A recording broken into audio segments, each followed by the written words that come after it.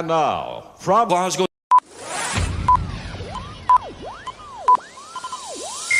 Ladies and gentlemen, may I have your attention, please? Good evening. Get ready to the countdown.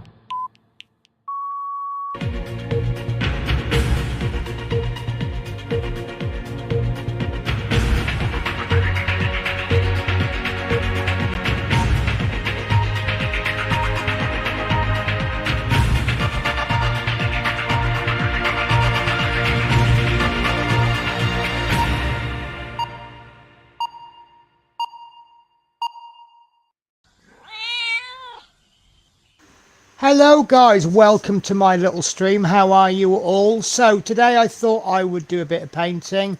I'm trying to get back into doing the lives on my days off and just getting stuff that I can just chill with. So usual rules apply.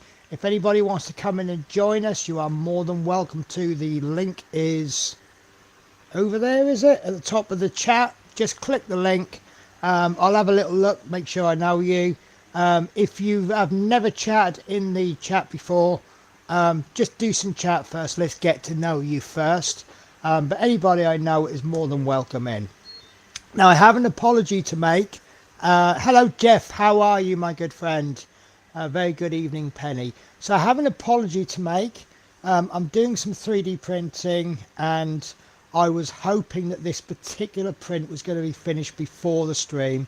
It's taking a little bit longer than I was hoping.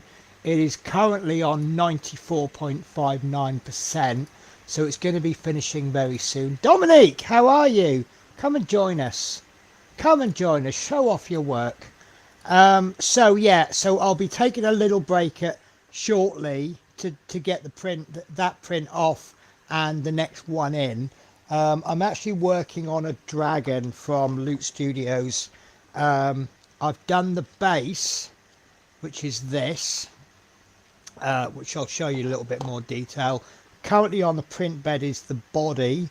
The next print to go down is the head and the tail, and I need to get that one down next because that print will probably be done before I go to bed.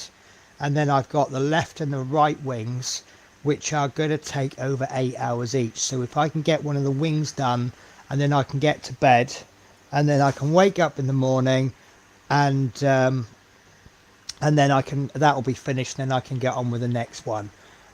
So let's see what I'm up to tonight. I don't know if I'm going to complete that. I doubt I'll complete it. I can't paint a figure in 3 hours. So we are dealing with the bust. Let me check that's what I did put for the title. Yes. So Loot Studios, I've just recently subscribed to them. As you know, I've got myself a 3D printer, and they've got all of these epic minis, and they really are nice. This is the 32mm version. This is the 32mm version of Bellhead, which is quite an interesting character. Would highly recommend it if you don't like painting faces or can't paint faces, because he has no face. So they do them in 32mm and 75mm. This is the 32mm. I haven't got round to doing the 75mm yet. I've kind of got a little bit sidetracked with well, I did the bust first. But this is nice. This is a little two-piece mini. It'll go onto one print bed. It supported something like, it prints something like that. So and then what I've done is I've got, I think this might be the 75mm. So when you join, you get a welcome pack, and one of the files is this bust stand. And I thought it was a bit of a bad quality print at first, but if you look, it's actually got wood grain in it. It's very hard to see because my camera seems to be playing up today. There you go, you can just make out the wood grain. So that's going to be interesting. Now, my print settings are not perfect, far from it. But this base fits all busts, so You'll see lots of holes in the figures. You'll see one under there. These are drainage holes. I'm still learning things, but his body goes on like that, and then his arm goes in like this, and there is a little bit of a gap, but I think that's more to do with my printing rather than the quality of the Mini. Now it gets a little bit delicate here. Put his arm in, and that slips into there, and there's his weapon, and then this is his head, which goes on like that, and that's what I'm going to be painting. So I think that is the top half of the 75mm version. Until I print the 75mm version, I don't know for sure, but it should be a fun build. I'll have to do them in sub-assemblies, because where these joins are with the arms, I'm going to have to fill that, and then I'm going to have to just paint over it where the gap is, and hopefully match the painting that I've done. There's a couple of little areas. I mean, obviously it's hard to get into his shoulders. Now when I first did this print, I thought there was a problem either with the Mini or with the with my printer. So if you see, it's gone a bit shiny, but if you look there, so you've got this rope, and that is obviously some kind of knot. There's a couple of knots here and there. That one's a good one, and that one looks squished, and I thought it was a problem, and I thought, oh no, but actually I think this is not far off genius. If you look where the bell goes, look at that knot. There's actually a notch for the bell, so that the bell will sit on there. Perfect. How is that for good design? So let me do a quick catch up on the chat. Oh god. So Evening Penny, hi Dom, hi Jeff Light. How you getting on with the printer? So the printer, I'm having funny issues. I can print, as you can see, a good print. What I can't do yet is do a perfect print. I've tried doing finer layer levels, and that just seems to just bring in more problems. So I'm going down the route of, let's get used to printing at this level. Once I perfect this, then I can start looking at doing improvements. One of the biggest problems I've got is it's kind of glued to the base, and when I try and get it off, it kind of shatters. I'm reducing it. Sorry, excuse me, I'm got hiccups. Oh, I'm so sorry. So I'm trying to reduce the exposure time down for the bottom layers, which should make life a little bit easier. It may also be something to do with the fact that this is water washable resin. Everyone tells me water washable resin is more brittle than normal resin, and I cannot confirm nor deny that, because I've never printed with any other resin. I'm happy with this resin, and I'm quite happy to continue. But I can get to the point where I can scrape it off the plate, yeah, I can scrape it off the bed now, and I get minimal. Tell you what, give me a second, guys. I'll show you what I bought. 2 secs.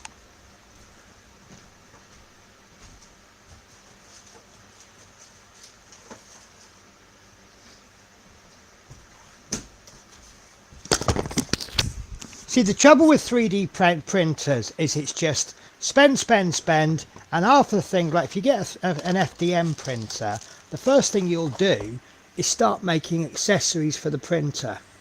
And I've got designs, see, I've got designs sorted out in my head, stuff that I'm going to make when I get an FDM printer sorted out, to help with the resin printer. So what this is, this comes from a company called Wham Bam. It's a flexible build plate, and this, I thought this was a nice touch. So you get a sticker with it, and it says Wham Bam, thank you ma'am, But in this modern days where everyone gets really offended, they also give you this sticker which says wham bam thank you man. So how cool is that? Well, I don't know if it is cool, but so basically what you do is you get sandpaper, you rough up your print bed a little bit with this. You then stick this magnetic plate to it using that. You then have to wait 72 hours. That's why I've not installed it yet. Apparently it's going to help the glue, the adhesive settle. So that's then stuck to the print bed, and then this goes on like that, and then you print onto that. You might have to scuff this up with the supplied 220 sandpaper, and then when it's printed, you with your little tab there, you pull it off the print bed and you just do that. Oh, I've gone all focus, out of focus there. So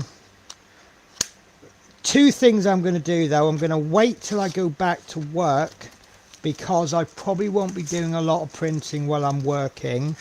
So I'll have I'll be able to, I can afford to let it, I mean I can afford to let it sit now anyway. I'm just printing for fun now. But secondly, I need to research how to remove that adhesive, because if it all goes wrong, I'm going to want to remove it. I know it'll be 40 quid wasted, but I do like my backup plans. I have my way of printing, which I'm led to believe from lots of research is not necessarily wrong. It just may be different from you.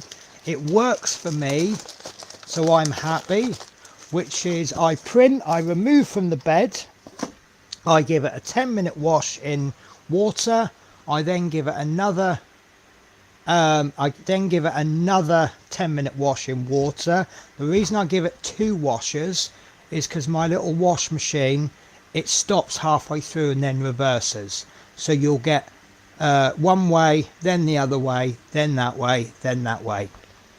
Then I give it another 10 minutes in IPA, which gives it a little bit of a good clean, but it also preserves the IPA because you're putting a clean model into the IPA. So obviously the IPA is going to last ages, because I mean I've only got it filled up to 5 litres. I'm looking at the water and it's not too bad. I've used probably about 1.5 kilos of resin in total, and the water is cloudy, but it's not too bad. But also by washing it in IPA, it means it dries quicker because the IPA evaporates. I then remove the supports, and the supports are so nice. You just literally grab them up like this one. The supports were there. No, the supports were there, and you just literally grab them and it goes and they all come off. And then you have your minor cleanup. This was a little bit of a bugger because they put tiny supports in there, and it was really hard to do, but I got there. And then I cure it. Now I cure it, standard curing for me is 3 minutes. Then I take them out, I put them upside, I put them the other way round. So this one, for example, I might cure it like that. Then I'll put it the other way round and I'll give it another 2 minutes. Now I've been told you cannot overwash a model, but you can over cure the model. Now these have all been done on a 5-minute cure cycle, well 3 minutes and 2, and they're fine. This one, that was, we think all of that residue is where I didn't clean the model properly, which is why I now do the IPA, and every single print I've done has come out really nice and crisp. So I'm happy with the 5-minute curing. You know, you're welcome to join us if you want, don't you? Sprue and Glue, or anyone. Right, where am I up to on the chat? Sprue and Glue, hello all in chat. Jeff says hi Sprue. Daz Faulkner says how do everyone. Jeff says hi Daz, hi Jeff. Oh, that is really cool. Hi Sprue and Glue. Plastic Alchemist, evening all, how are you? And then Sprue and Glue says, Penny, do you still print with the filament? Right, so since I moved into this house, I think I want to turn my stream back because you guys can't see me, can you? Will I get any painting done today? That is the big question. So when I moved in, I had a Creality CR10 and 1 or 2 Ender 3s, which I was planning on getting going again. I've also got half a ton of filament in the attic, which I suspect will be no good. But yeah, it didn't happen. So that's going to be the plan. I'm moving end of next month, so it's not worth me setting anything up at the moment. Now I used to have either 3 or 4 small printers and a larger CR10, which was the CR10 was my first printer, but I think I had problems with the nozzle. I bought a micro Swiss nozzle and that really did help. It's funny that most of these printers you can print straight out of the box, but if you start upgrading the parts, oh my god, do you get a better result. So I wanted to sort that out,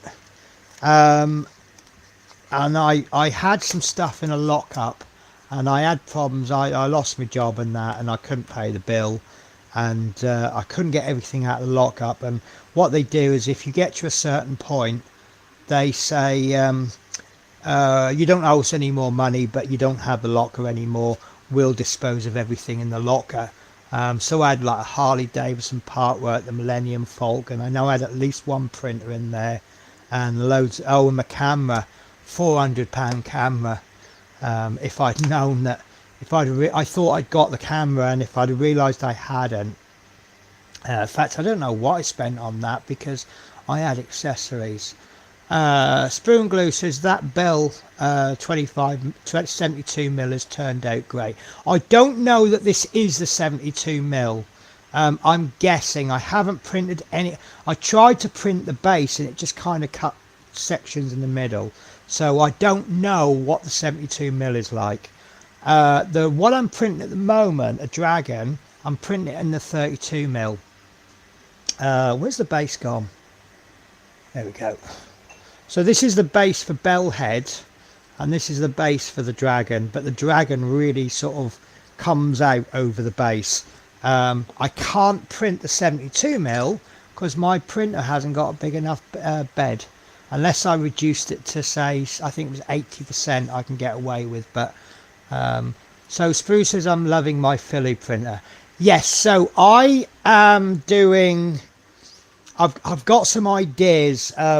So like, for example, my print bed, this is really weird because I think either I've got a newer version of the Mars 4 Ultra, or an old version, and they've changed it now, because every single video I found online and the manual says to level the bed you have to adjust 4 screws. Well, I don't have 4 screws. I've got a clip on the top.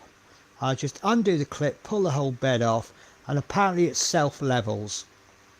That reminds me, I've had an issue. I've had a few small issues with the printer, and I'm watching this video, and he says for months he couldn't print anything with his new resin printer, and suddenly it dawned on him, he's put it on the table, it's not level. And I've got adjustable feet on the bottom to stop it from rocking, and I just thought, oh, I wonder if it's. I played with it, and I thought, oh, I wonder if that's it. So unfortunately, the only spirit level I've got was about this long, and I just popped the spirit level on. It seemed quite out, so I bought myself 2 tiny magnetic spirit levels. And next time, well, not next time, but at some point, what I'm going to do is I'll put the spirit levels on, and I'll adjust it so it's level, as I think that's making a difference. Because I noticed that the print bed was was hitting the resin, you could see the level was going like that. And I don't think it's that the bed was not level, because you can't adjust it. But it is self-leveling. I think what it does is when every now and again you bring it down, and it kind of knows where the bed is. It's got some sensor in it. So the fact it's hitting the resin at an angle, I think it's because it's not level. And obviously liquid will always be level with gravity. Your bed is 10" by 10", so that must be about the same as an Ender 3. Is it 320 by 320? Yeah, Plastic Alchemist. My one is a basic Ender 3, entry level. Absolutely love it. Do you know what? I bought my Ender 3s when they were expensive. They're about 5 or so years old now, and they were 300 quid each. I think you can now get a better Ender for less money. And it's, yeah, as I say, I got 4 of them. I know why I had 4, because everything I was printing wasn't coming out fast enough. My Elegoo X is out of the box, manual, level and go. So Elegoo X, is that a resin print or is that a filament printer? I don't know. I just don't know that much about the printers. But yeah, that Ender 3, it's just a nice basic one. Basically, the only thing that's gone wrong with my Ender was the Bowden tube used to go every now and again, so I upgraded the Bowden tubes. Upgrade the nozzle, because the nozzles are a little bit naff, I think, out of the...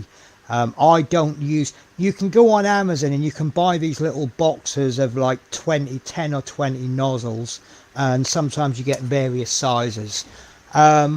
I don't know if it's me or the printer, but every time I swapped out from the supplied nozzle size, I had problems. So I just stuck with the normal nozzle size. But I think it's a case of know what printer does what best.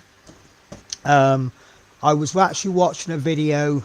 This guy had printed these figures off using an FDM printer. To prove all the haters wrong. The only thing I got extra is a filament warmer to remove moisture. Yeah, fair enough. So I'm just going to take my headphones off, because I'm just going to take my jumper off. I'm getting hot.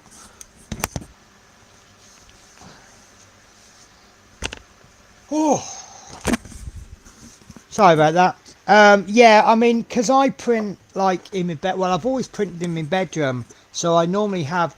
I find that running a load of printers in a small room that you're in all the time, it warms the house up. Cat's coming. So yeah, I mean, it worked for me. And one of the things I tend to do is, if you found some filament that you like, stick with it. Don't start buying different brands, because you know, settings might have to be different and stuff. But I used to use some guy based in Essex. It is a good service. You can buy better. You can buy cheaper filament. You can buy better filament. But he had a nice basic one that did the job really well, and it come in about 16 different colours.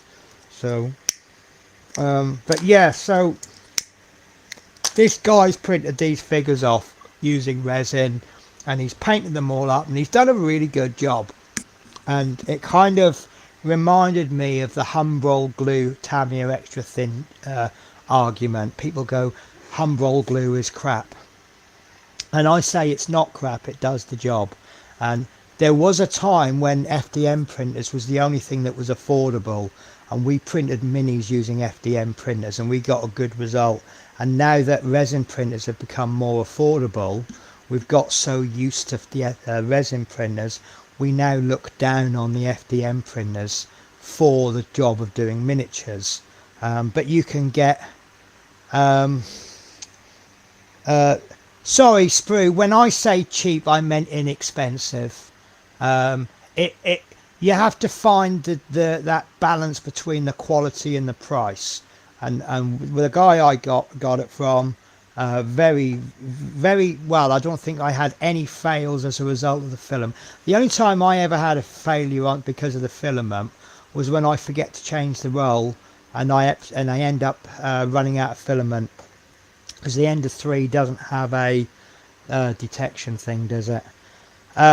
So yeah, so this guy's done a good job, but it's like, so this Loot Studios, obviously you want to print these figures off in resin, because the resin does, you can see how much of a good job it does. Now they've got this, let me show you, because it's probably better that I show you, so bear with me. Oh, after the last live I bought myself a wireless keyboard, because I had a glass of Coke on here. Normally I chuck my keyboard so like down there when I'm not using it. I pulled the keyboard out and the wire caught the glass, and I had a whole can of Coke, and I think 90% of it ended up on the table. Right, so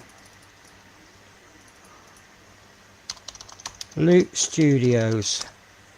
Let me find them first.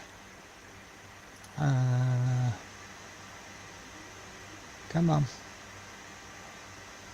Oh, go to my loots. Sorry about this, guys. Right. So you got this month's fantasy pack. I do the fantasy subscription. Where is it? So let me show you the whatever it's called, Arthurian whatever. So share screen, window, and it's tab. Right. Show on stream. Right, so what you see in that picture is what you get. You also get that dragon, right, and then you get all the figures. But there we go, so you get this master screen, okay, and you get all the props with it. So obviously it's for the DM to sit behind while they're doing the campaign. But I was watching one of the videos on it, and it is quite clearly printed with an FDM printer, and I think that's a sensible option, because you've got it. Oh, my print is done, so I'll have to I don't mind letting it sit at the moment because it's draining the resin. So if you did that in resin, you wouldn't be able to. I mean, I chucked a load of stuff on the print bed, and I think I can print about 5 or 6 pieces at once, whereas on the resin printer you can print 2 pieces, and some of them won't fit on the bed. Look at the size of that dragon now, guys.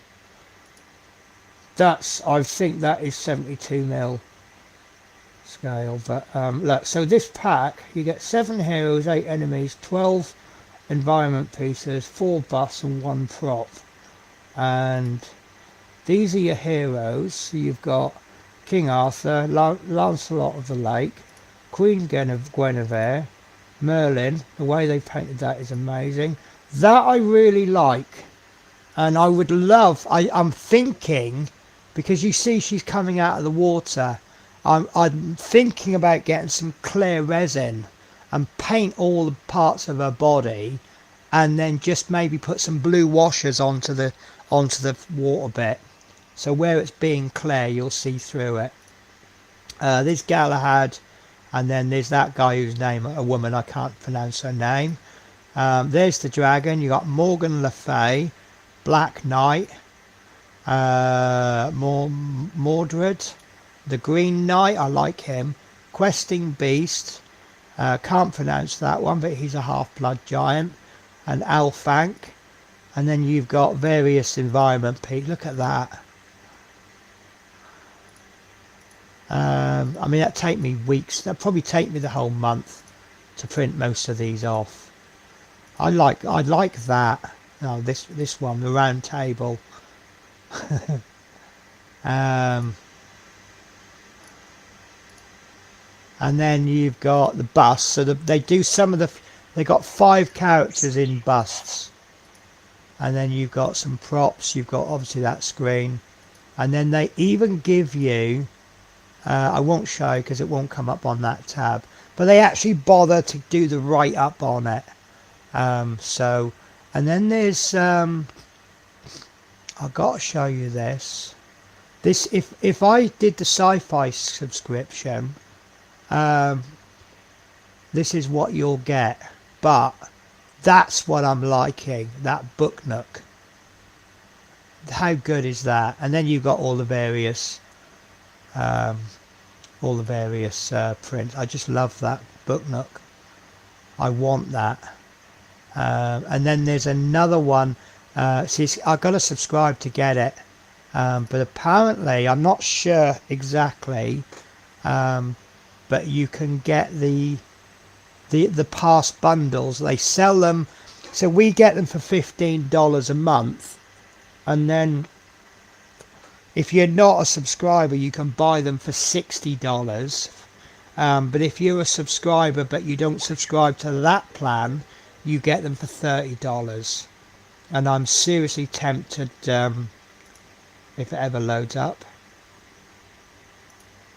So I'm seriously tempted to this one because you've got that figure there, which I'm assuming comes in 75 and that. But you've also got this, which is about, that's two pieces. That bird, that phoenix is balancing on his beak. So I'm really tempted, but I love phoenixes. So only thing I get extra is filament warmer. Cheap filament has more moisture. I understand. I did that, ran out. Oh, isn't that annoying? Especially if you run out near the end of the print and you've got to start the whole thing again. I have to see if I can buy a print, and then I'll put that at my brother's house. That is actually so wise, because if you have it, like, I spend most of my time in this room. My printer is there, and I'm just, you know, right, I want to print this, and you print that off, and then once the print's coming to an end, you start saying, oh, what can I print next? Then you find things to print. If I had to go to someone else's house to do a print, I would just not spend half as much money on filament. This printer as well, it does time lapses. So let me show you. Oh no, I didn't want to do that. Historical record. The only trouble is there's so much support, there isn't really much to see. But you have surveillance, so it's not moving, but share screen, window. So this is my printer right now, which it's not moving because it's finished. It's finished printing, but that's you can see some of the scales. Let me get my. I don't know if you can see down here. You see the scales.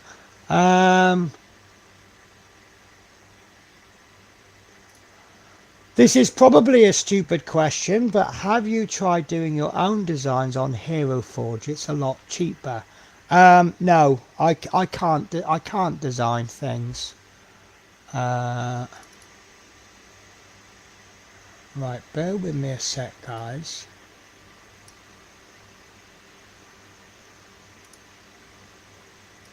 So there isn't an awful lot to see because of the way they do the time lapse, but let me entire screen, that one, share. Oh, right, sorry guys, I'm trying to handle this. I'm not handling it right. So this is the time lapse for the print I've just finished. So you see, it's a big print. Oh yeah, because you lucky souls, you're probably on your way back from Telford now. You know what? I was looking forward to Telford all year. So evening, Mike. How is Telford? Seriously, Penny, go on it. I've been looking at files, but yeah, I'll certainly give it a look. let me I'm going to be releasing a video soon. When I say soon, when I've made it. So what I've done today, because you know I've really got the bug for painting, and I've really got the bug for trying out new things. So I don't know if I'm lucky or unlucky, but I've got a friendly local gaming store in my I got a shopping centre about 10 minutes walk, and I had to go and get some milk from Poundland, and theoretically I would have spent £1 today, but I got a bit of chocolate, and then I went, oh, what's in the store, and I spent about 80 quid, and I got these are gas spores. And the reason I got them was, I've been saying for ages, and I mean this, I'm not interested in speed paints or contrast paints, because I'm not out to paint miniatures as quickly as I can. If I was playing these games, I would want to get the pieces painted, get them on the table, bang, off we go. I paint for the enjoyment, so I'd rather try and do a better job, and if it takes me an extra week, well, that's just made my hobby a bit cheaper.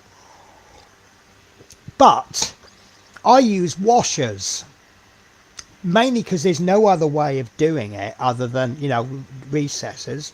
But I got this because I thought, well, if I did a contrast and then painted the highlights over the top, because it's quite heavily detailed. So I've bought, and I hate buying Citadel paints, but they didn't have any army painters. I said, do you do speed paints? Because we're trying to get them in. I went, please do. So I've got these, Militarum green and Flesh Tearers red, and I'm going to be painting these, and I'm going to do it like that. And then I had this idea. I'm still not in fully 3D print mode, so when you've got the means to do things yourself, you look for things, don't you? You don't go down the shop and buy it. So I have found, basically I only looked at Thingiverse. I haven't looked any further, but I found 4. Let me tell you what, let me do another screen share. This one. So I found 4 files. There is this one. No, not that one, because it's on the wrong screen. There we go, guys. We've got this one, and there's a picture that he's painted. Then there is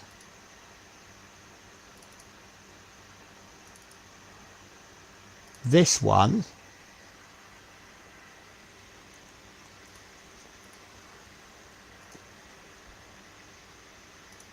and then there is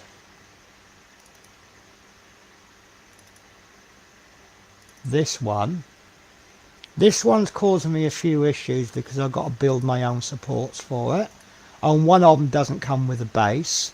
He looks really nice, actually. And then there is this one.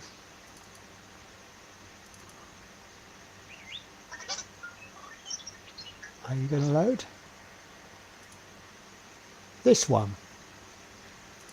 And there's the file for it, but that one doesn't come with a base.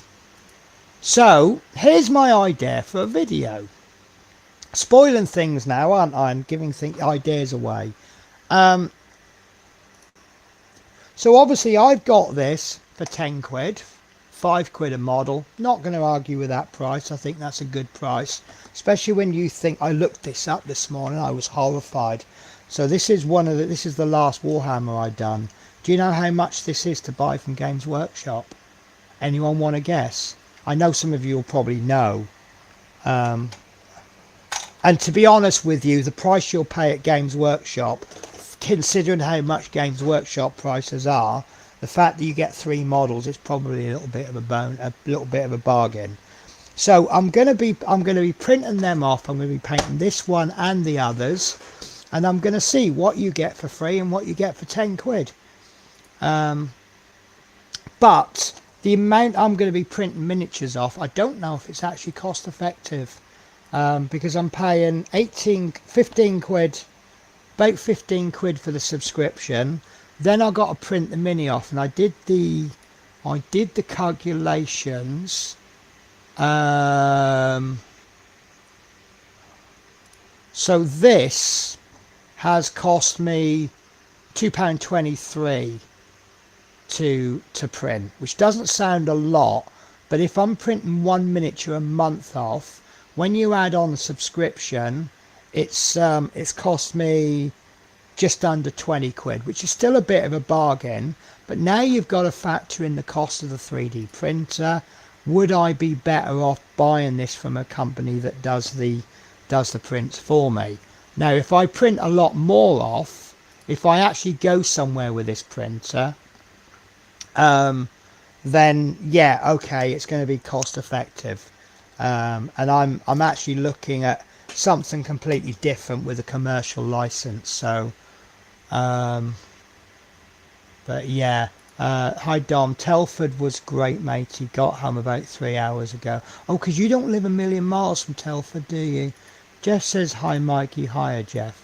The D&D figures cost around 5 to 7.50 each per packet.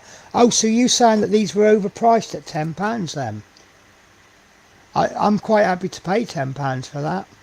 Some of the figures in that they do from this range, they don't thrill me at all.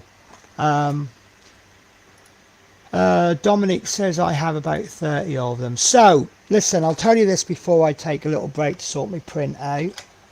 Don't forget, if anyone wants to join me, there's a chat link at the top. So this is £24 for this, exactly this, plus about another £3.50 for postage. And I did a little bit of fun working out. This figure here with the base, if I was selling this commercially, I could get, I reckon, I worked out the electric cost and the print cost and everything, and put a little markup for myself. I reckon I could sell that to you for £10 and make an absolute whopper of a profit. If I sold that for £10, I'd be making, I worked out £8.14 profit. Sorry, tell a lie, £14.20 including postage. It'd be £10 plus £4.20 postage, and that I'd make a killing on that. Profit. I mean, I say the profit margins. I've priced it at making. I think I've done it at making £2 an hour for my time, and obviously I'd have to have sort of 10 printers on the go, and that would make me the equivalent of 20 quid an hour. Right guys, I apologise, I'm just going to take a little break, and I'm just going to sort this print out, and then I can get the next one on. Bear with me.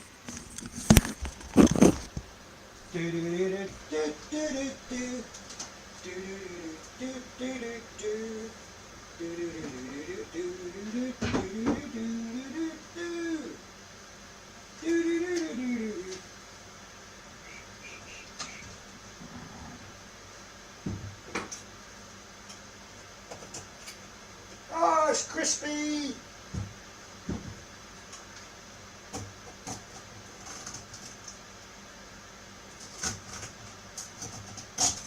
Ouch!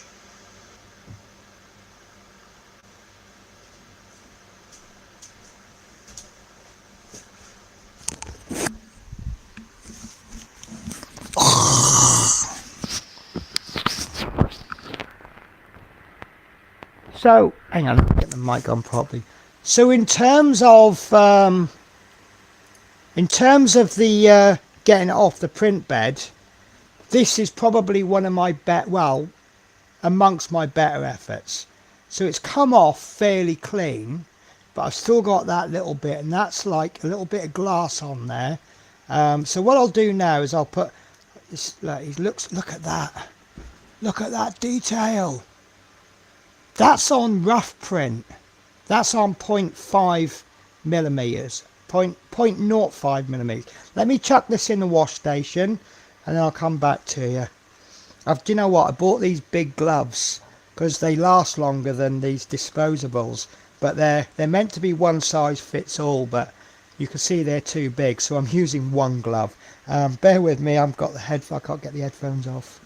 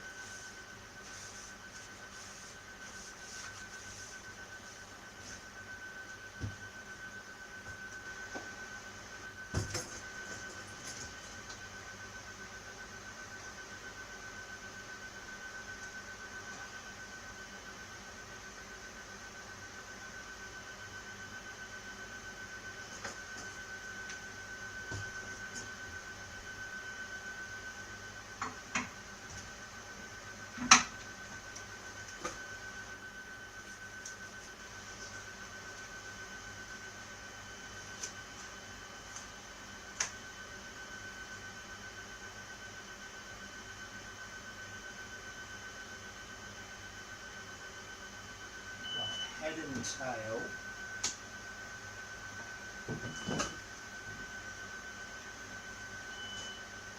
$11 hours.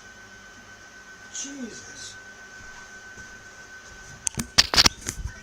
I don't know how it figures out the times, you know, because the slicer software, the print I'm about to do, the slicing software said it was going to take 5 hours and 23 minutes. The print is saying 11 hours, so I reckon it might take about 6 hours. Right, that's done. That's the hard bit done. I've already loaded the files to print onto the printer, and I did that via the Wi-Fi, so all I had to do was make sure the bed was clean. I like to top the resin up a little bit.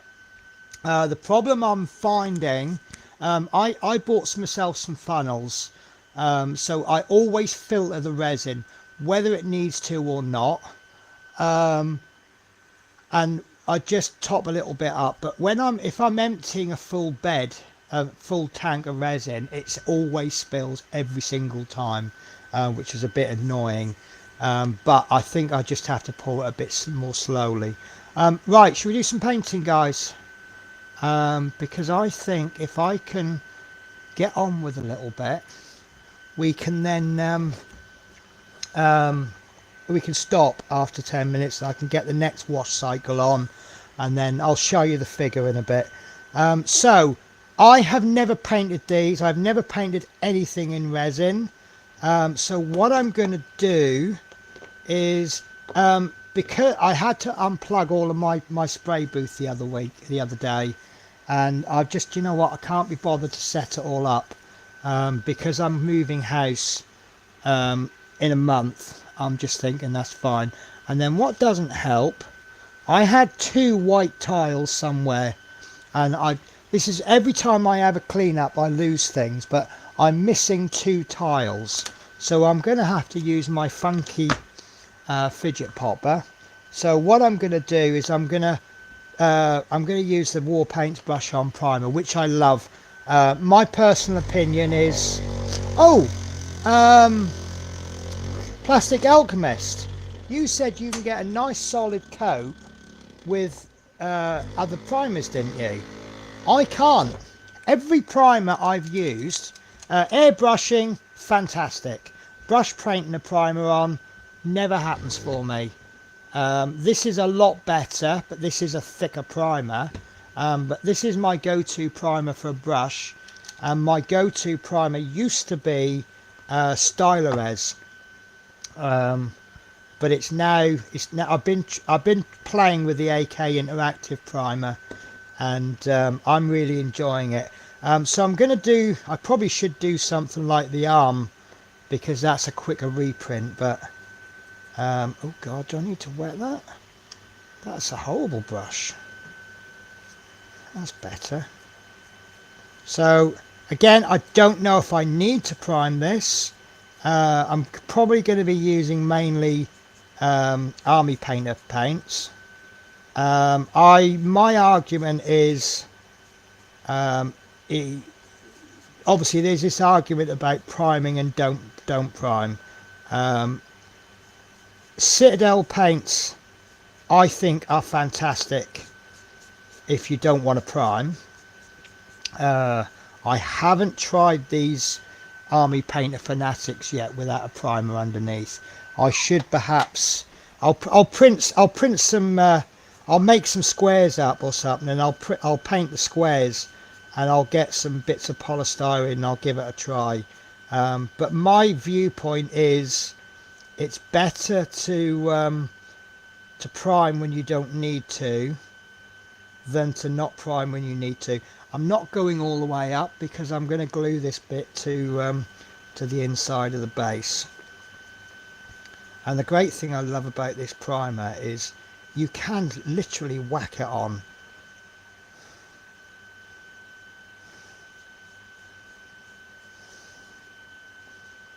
So how are we doing? 4 minutes. The next time I take a little break for the printer, oh look, it's just starting to show some of that detail. It looks like the stump originally grew that way. The grain's going that way. That's end grain, and that's I can never tell. I can never remember which is face and which is side, but basically side and face are very similar, aren't they? I don't know why I'm not holding that top bit. Right, so I'll let that dry and I'll see how well that's taken. I think that's taken very well. I didn't expect anything else because I've painted GW resin figures before, and I think I've painted them with this primer as well. Yeah,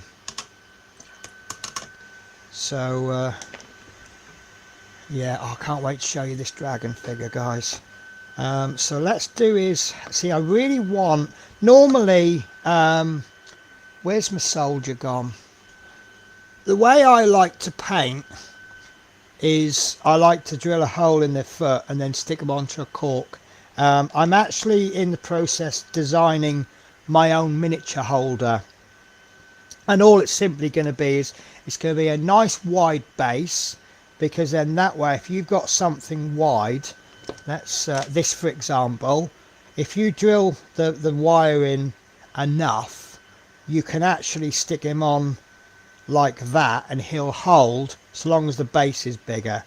And all it is, it's going to be a sort of a tube, and it'll have a hole at the top, just the right width for these corks, and then there'll be on the base there'll be a hole with a stub, and then there'll be a hole in the bottom just to fit into that bottom bit. He's all right because he's little, but it'll slide in, you see. But what I'm also thinking about devising is maybe a pistol grip. Now I know Mikey was going on about design. Do you want to jump on, Mikey, if you're still watching, or anybody? I'm kind of hoping someone comes on, because we do have more fun when we've got other guests doing their stuff. So yeah, I'm maybe looking for a, see, I can do alterations and I can do straight lines and circles and things.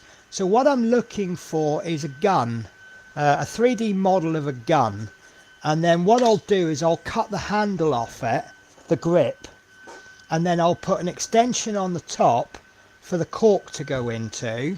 And then I'll have a base like this with a little stump coming out. And I know exactly what I'm using for the stump, because there's a GW Citadel paint rack and they all go in a circle. I'm going to use that as the base. So you'll have the base with a little hole in and a little post, maybe a square post. And then there'll be a little stump like that. Then there'll be a pistol grip there. And then there'll be a bit on the top with a hole in, which is just big enough for the cork. And then I can hold it like that then. And then because obviously when you paint, I know most of you watching will know this, but you always want that three. Let me zoom out and I will show you my painting position. I've exposed my messy desk now, haven't I? So the way I paint, you first of all, you get your elbows down, you plant them in, you've got your model in your hand, and then you want your finger out or some point of contact, and you create that triangle, and then you kind of eye hunch in a little bit, not so much that it makes you feel you know you bone, but you see you've got that steady. Now if this hand moves, you know, I can actually still paint fairly steady moving my hands because I've got that. It's the way you sit. You kind of, it's all to do with making triangles. So right, my wash has just finished. I'll be back in literally 2 seconds. Well, maybe not 2 seconds, but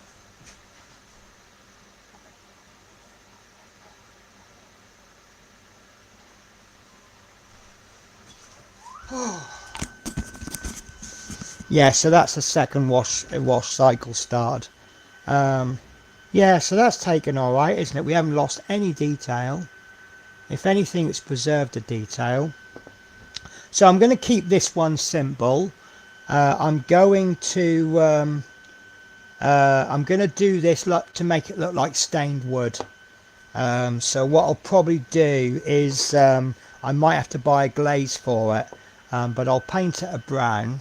No, I'll paint it a light colour, and then I'll put a little bit of grain in it with maybe an oil wash, and then I'll hit it over the top with a nice even coat of something darker, just to make it look like it's been stained. And then I'll do the base black.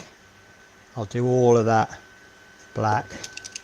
So I think after I do all the washes and everything on it, I think I'll hit it with a varnish, and then once that varnish has fully cured, I'll mask it off and I'll do the base matte black.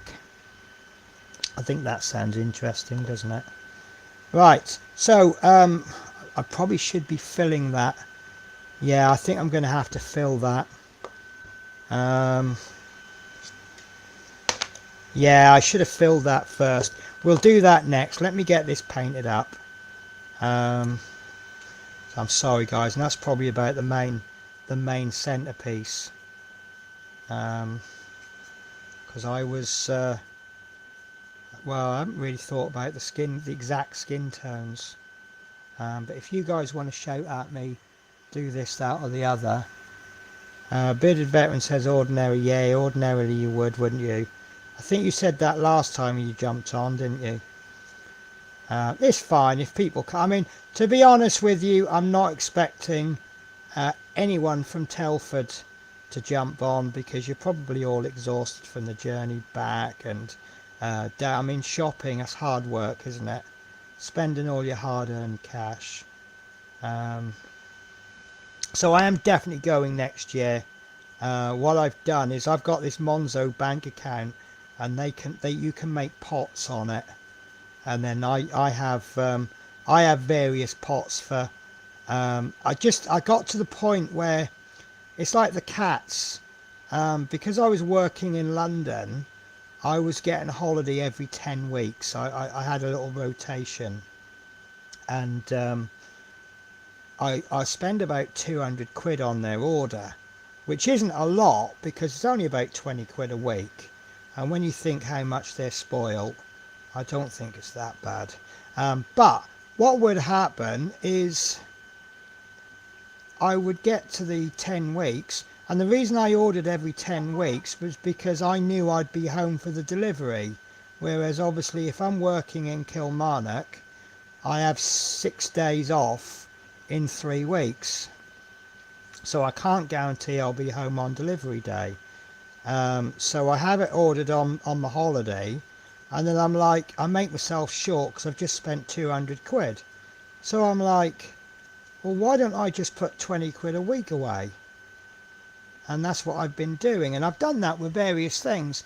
And then I noticed that I was with scale model stuff, I was I'd spend a lot of money one week, and then I might not spend much money for a couple of weeks. And so what I've done now is I've set myself, well, what the original plan was that when I finished a part work, which is like 50 to 70 quid a month, and I thought when I finish a part work, what I'll do is I will save an extra 25 quid every 4 weeks. So I might get like 25 quid coming every 4 weeks, then a part work finished, and now I'm getting 25 quid every 2 weeks, and then another part work finishes and I'm getting 25 quid 3 times a month, and then another one finished and I was getting 25 quid a week. But then I found I had other stuff I had to commit to, so I had to stop that. So I just put 25 quid a week away for my scale model fund, and if I've got some money in there, then I can spend it. If I haven't, then I don't. And of course, obviously I know priorities. There's been times when maybe I needed to go grocery shop and I haven't got any money left in my account for groceries. So obviously what I've done is I've spent my scale model money, which is obviously priority. So ordinarily I'd jump on, but I just had tea and I've got to set up the live tomorrow before I go to bed, as I've only had 6 hours sleep since Friday. Blimey. Love the pop. Oh yes. So this is I came across this idea from a YouTuber, and it's really good because paint, nothing seems to stick to silicone. So when that's fully dry, you can just pop it out, and look, you see how that's clean. But of course you can use it on the other side as well. But round about the time that this particular YouTuber, oh, I've got to fill that one as well, never mind. Round about the time this YouTuber said, oh, try this, a lot of people were trying it anyway. It's mainly the miniature painters that were doing it, because obviously it doesn't hold a massive amount, and a lot of scale. If you're painting more than that on a scale model, you tend to be using the airbrush. So it's not so much scale modelers, it's more the miniature painters. But I think it's a terrific idea and it really works well for me. But I use different, you know, quite often I'll use the I've been trying to use the wet palette a lot more, because I'm finding I'm chucking paint on a palette, and then, you know, even if I'm applying a second coat, by the time I come to do that second coat, the paint on my palette's unusable. But you know, as I paint more, I'll start to remember how to, you know, I don't know whether to bother with those holes because they're underneath, aren't they? I probably will.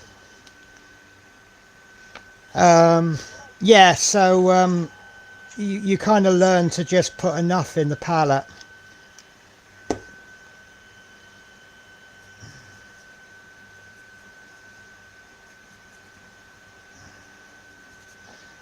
If I had my airbrush, I'd be doing this zenithal highlight, and then I would do a warm zenithal highlight for the body. But what I was thinking about doing was I was thinking about going over him with an ink, a red ink, and then paint the skin tones over the top. Having said that, I didn't mean to get in there. Having said that, the army painters that I'm using, they've got 3 sets of skin tones, which all seem to have the correct, like there's one skin tone, it's quite a dark colour, but it's quite clearly got all the reds in it. So probably don't need. There was a paint range I used years ago. I'll have to look them up on my channel, because I used to do this this mystery box called Acid Drop. Unfortunately they don't exist anymore. And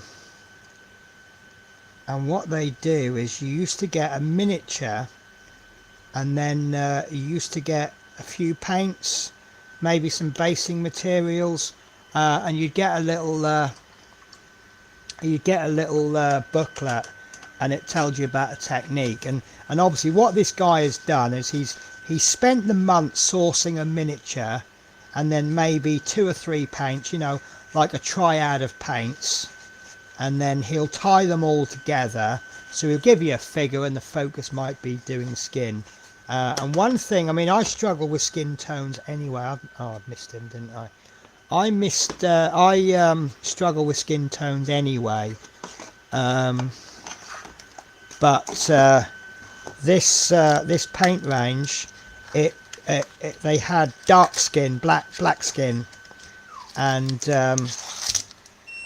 it pretty much did the job for you. That was brilliant timing. So I mean, wash is just finished. So give me 5 seconds, guys. I'm just going to transfer it from the water to the alcohol.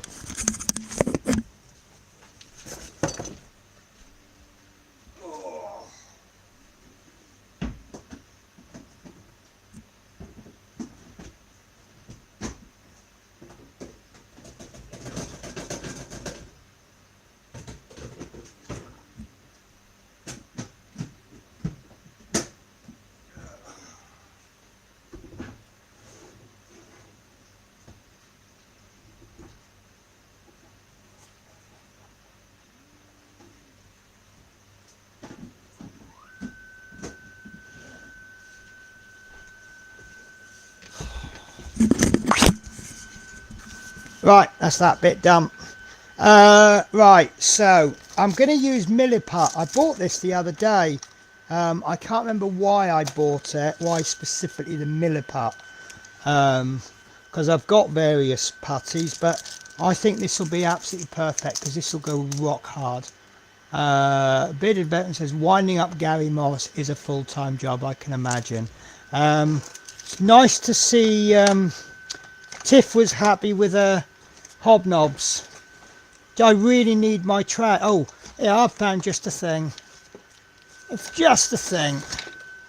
So this is my piece of plastic that I got from the Eddie Stobart. Absolute load of crap. This is meant to be the floor of a truck. Right, so for those of you that do not know anything about Milliput, I need to go and get some scissors. Bear with me.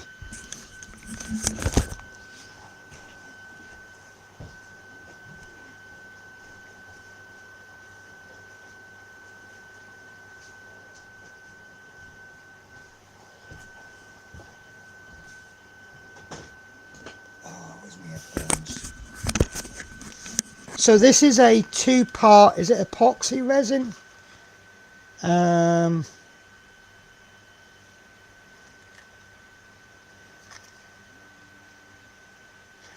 Milliput is a versatile epoxy putty which is highly adhesive to most materials. Milliput can be sculpted, and once cured can be machine drilled, tapped, turned, filed, sawn, sandpapered and painted. So that's why I like it. It's if you're using it for plastic minis, it'll actually be harder than the mini, and it's a little bit like your green stuff in that it is actually a glue. So what you do is, I've got some, there we go, this will do. And I believe you can add water to it to make it thinner. Obviously it'll just take a little bit longer. You see, I've done it before.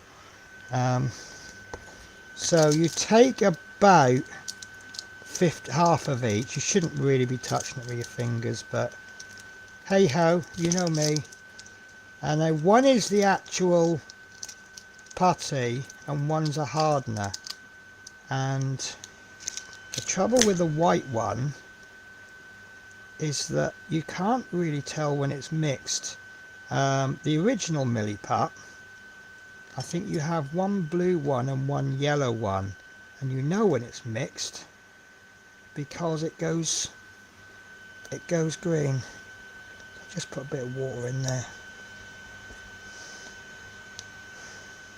I probably shouldn't have put water in that one. I will have to wash my hands properly. Right, now this is interesting because normally every time oh, I have, do you know what? Do you mean that? Should I? The only thing is I haven't got a light at the desk. I have a light.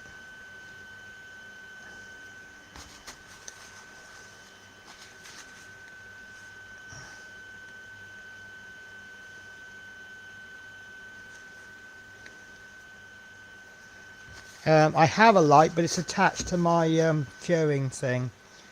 Right.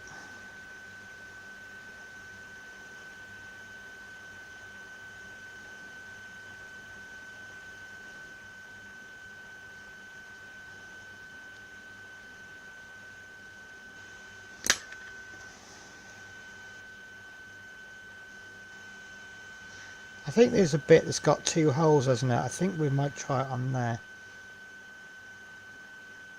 Oh, I thought this was a straight through hole. I'm not worried about getting this in there perfectly, but what I am worried about is pushing some putty into there and it going all the way through and dropping out the other side. So that's perfectly good enough in there. Alright, we'll give it a try then.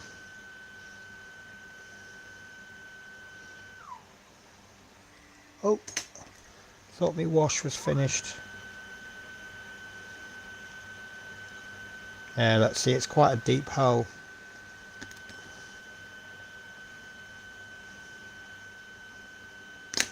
I don't know if this is actually a good idea. I actually thought about, you know, I've got about, I'm currently sitting on about 5 or 6 kilograms of resin. Oh, I'll show you something I kind of made today.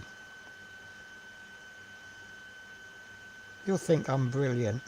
How long does this take to cure, by the way, guys? Does anyone know? If it doesn't take long to cure, I think what I'll do is I'll push a little bit in. If it's like 10 minutes, I might as well push a little bit in because it's still quite a big hole in there.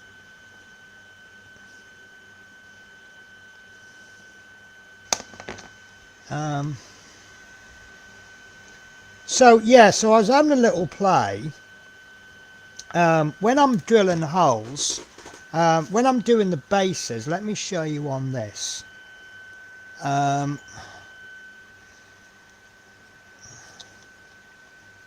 So what I like to do is I'll drill a hole in his feet, but then I'll put a little piece of rod in, just poking out, and then what I can do is put him onto the base and push it, and it'll make a mark on the base so I know where to push.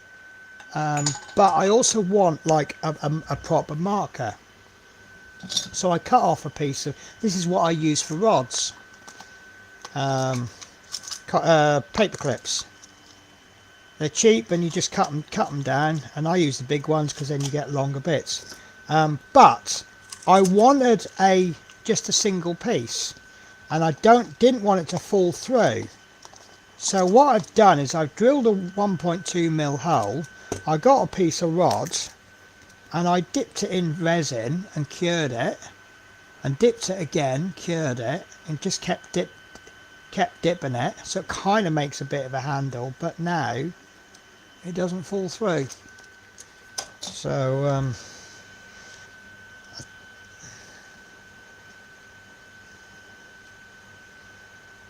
yeah, see, that's going right through. I don't know whether, well, if it's got adhesive qualities, it shouldn't matter that there's a gap in there, should it?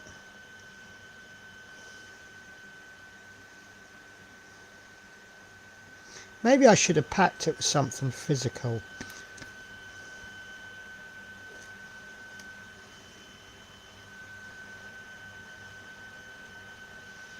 Just trying to wash most of it away, not right over it.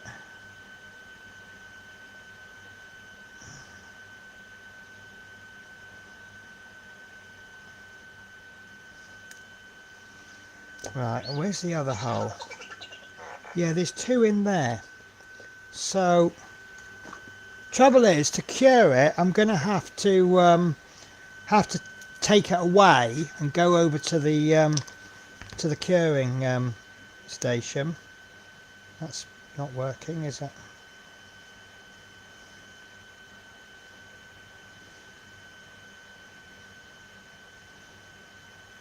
Because this, I can put a little bit in and cure it, and I could probably sit here all day. So long as I don't cure it, it'll be okay.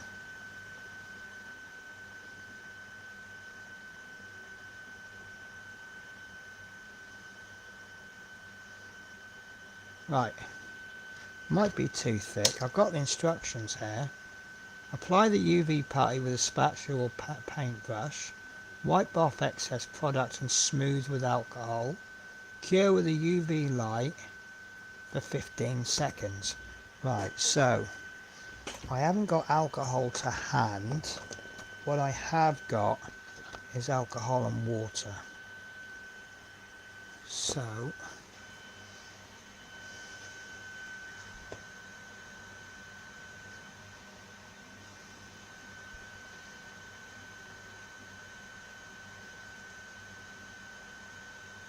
right, be back in a sec, guys. I'll be back in about 20 seconds.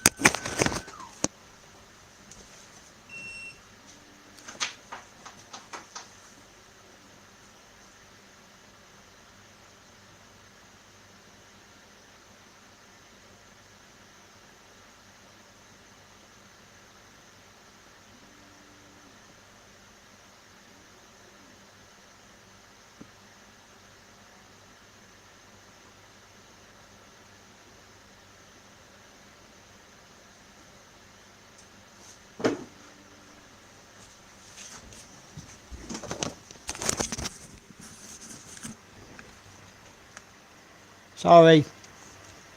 Right, let's get a cocktail stick, clean one. Oh, that's rock solid. That is absolutely rock solid. Do you know what? That's even better than Milliput.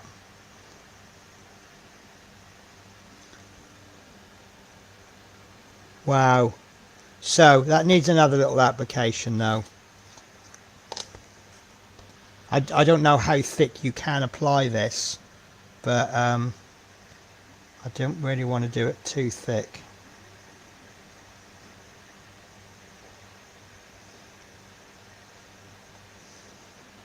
I actually want to apply it just ever so slightly higher than the hole and then sand it back. So this was actually bought for me. It's funny because this is one of those products that I've spotted it and it wasn't a high enough priority for me to buy now. And then next thing I know, I don't think I'd mentioned it, but the next thing I knew, Peter Webster had sent it to me as part of a little care package. And that's where I got this from.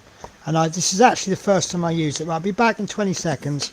I'm sorry, it's just that the UV lamp I've got, he did send me like a torch with a UV light, but I've got one next. It's attached to the cure station. Actually, I'm going to take a break for about a minute because my print has finished washing in the IPA and I need to go to the toilet. So let me sort of do a little circuit.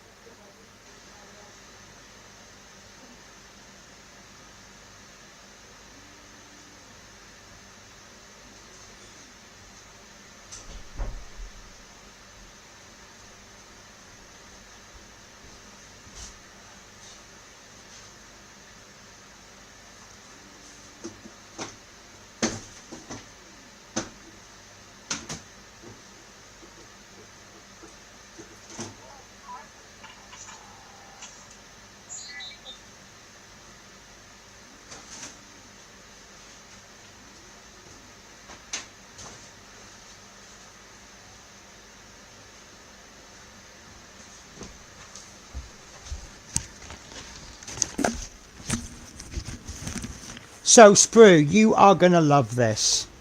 If you've never used a resin printer, but you've used a filament printer, you are going to love this. So I still can't touch this because it's not been cured, although it's a lot better than it was. You can see the bottom, look, I've got a bubble there because, so support removal. Are you ready for this?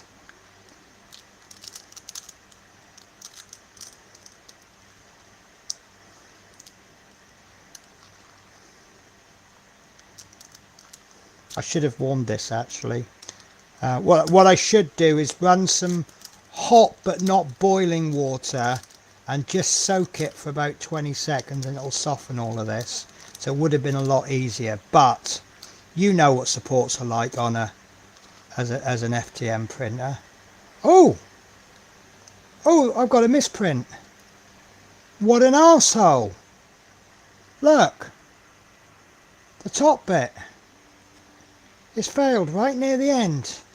What an arsehole.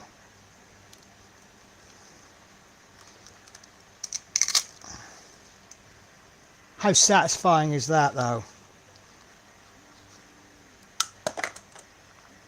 I was just wanted to push that down to see if I could do anything with it. That is a real shame. It's failed. Why is it failed there then, do you reckon? What a shame. But he would have... See, because now I'm doing the body. Sorry, the head and the tail. So he was going to go there. Like that. And then the wings will come out here, the head and the tail there. Oh, what a shame. No, it's... it was just being held on by that little bit at the end, and it's all got to fit. Do you know what? I will cure it, but I really doubt. I think it just might be easier just to reprint it.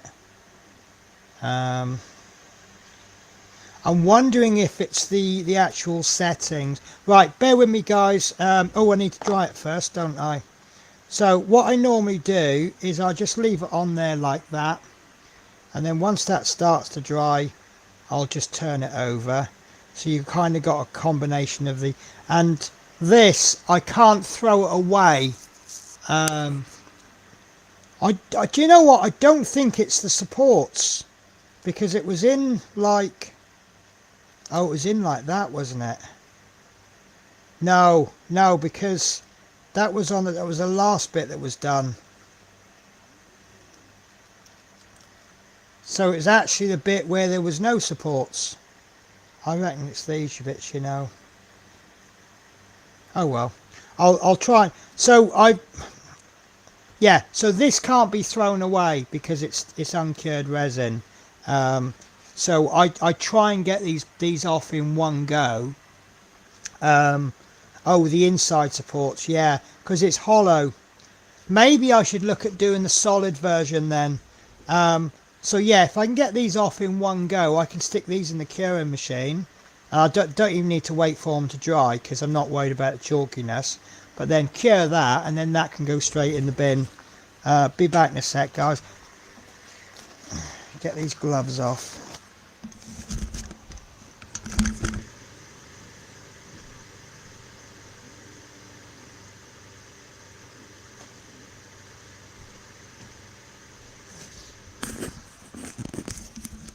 So I mean, I might blame the slicing software as well, because I've been using that Chitu box, and I had a problem with it last night. It seems to have fixed itself, but it wouldn't load a file up. This is really odd. I don't know why it would do this. Let me go to the screen, entire screen, share. So let's close that down. So there's two ways to load a file up. You can either, let me find, I'm just trying to find a random mini support. Are you gonna, oh, screen's just frozen on me again.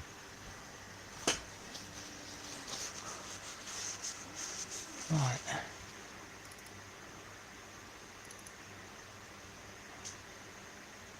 Right, so what you can do is you can either just drag it in like that. See, it's working now. So there is the file. The other way to obviously load it is to go to the open option and then load it like that. Hey, see that? It's not loading. But somehow this way is. The only way I could get it to load this morning is if you actually double click on the file and then it opens it up. So now I've got 2 copies of Jitterbox open, as you can see, because of the file association.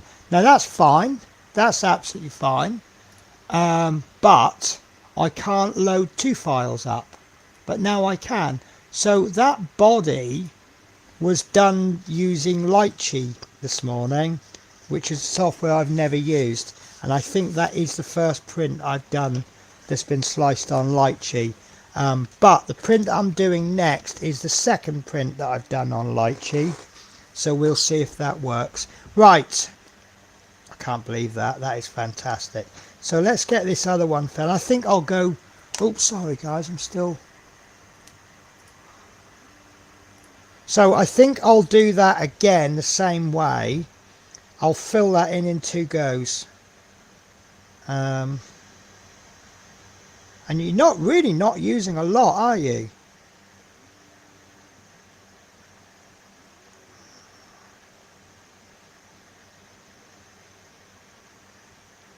I just wish I could find that torch. It's in a box somewhere.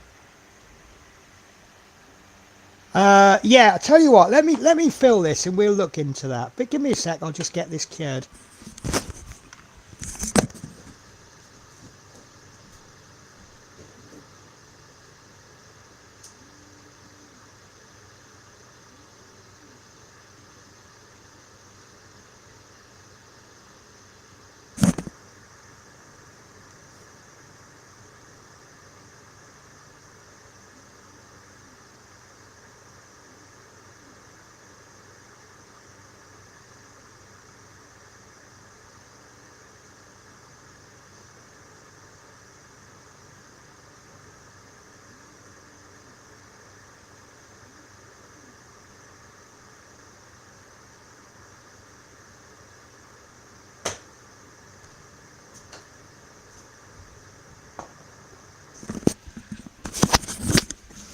Do you know what? I'm going to have to learn to slice and support then, aren't I? I was just thinking as I was doing this, these models come pre-sliced, and like some of the 75mm ones, they're not solid, they're hollow, and it seems to be the hollow ones that I'm having a problem with. But then saying that, this base is hollow, because you can't see it from there, but it's actually but it's once it's cured, it doesn't really matter. But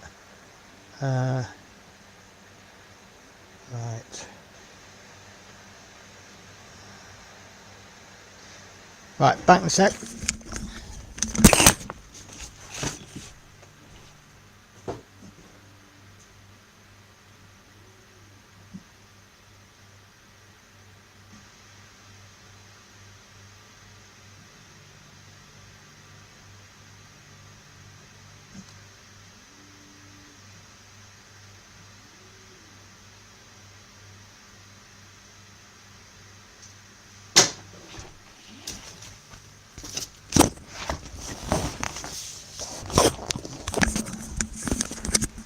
Yeah, so I suppose I'm expecting a failure on this next one then.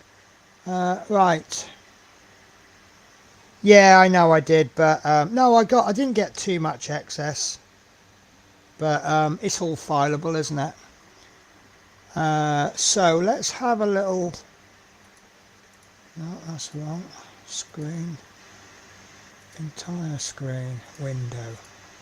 Right.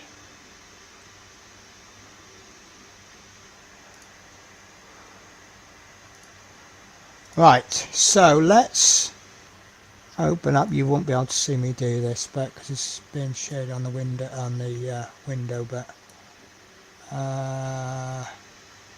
Loot Studios, Arthurian Tales, 32.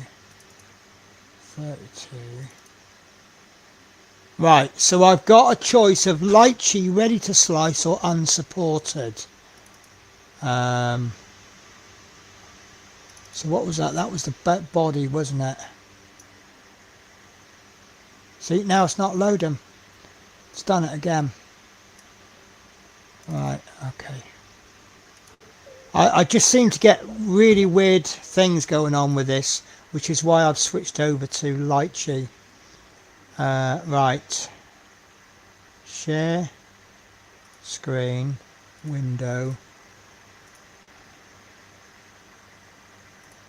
Right. So this is the model.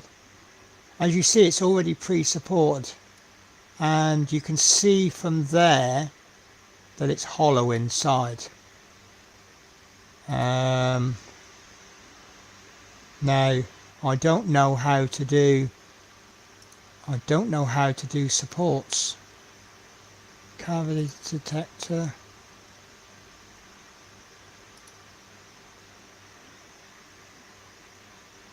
Oh, hang on. Ha.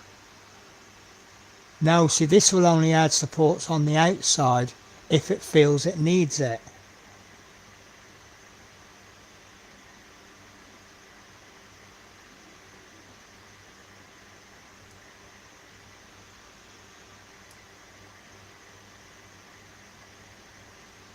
Yeah. Oh, I'm with you. Yes. Yeah, okay, well, I'll have to cure it first. So are you suggesting I pull the inside supports out and then glue that top bit on and then maybe fill it with... Oh, yeah, do you know what? That's mad enough to work. So, yeah, pull the inside supports out, glue, and I can glue that with this, can't I?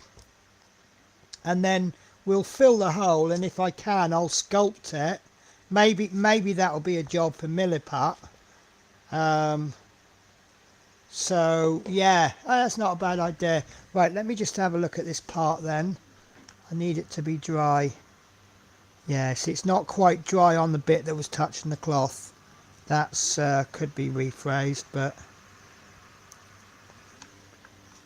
yeah, I'll see how it goes. So the alternative software that I've got, let me close that, and I'm learning to use it, and I do think it's potentially better than Chit.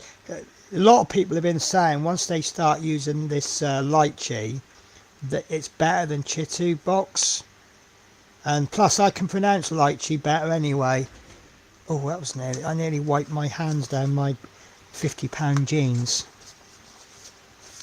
Right, so decline, but I need to know it's going to work before I start using it. Right, share screen, window.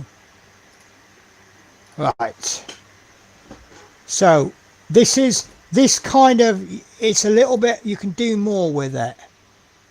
Sorry, you can't see the load screen, I do apologise. Miniatures, Loot Studios, Arthurian Tales, 32mm.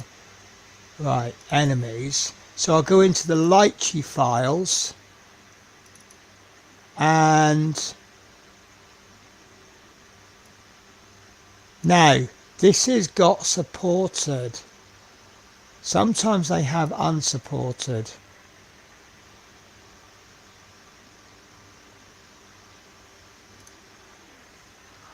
Now, I need to look at the settings on this because it keeps saving files all over the place. Oh, and this is the other weird thing as well. You load in the file, it always loads in too. Right, there we go. So we'll remove that one. Now, I don't know. See, I can't move the build plate. So prepare, export, fast slicing, and then sharpen details. Is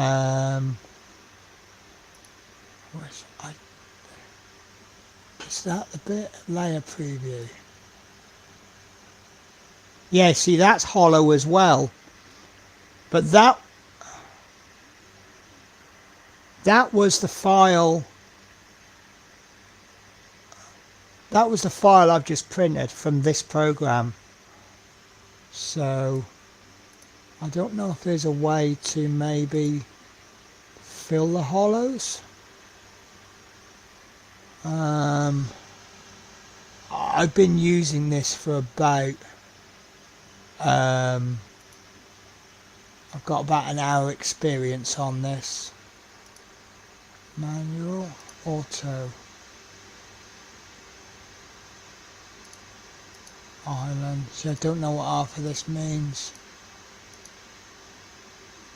Right, I think what I'll try is I'll probably reprint. If I need to reprint it, I'll probably do it on Chitu box and see how it comes out.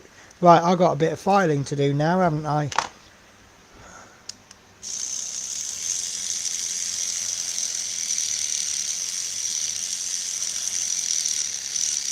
That file's okay, except that that's about 1,000 grit.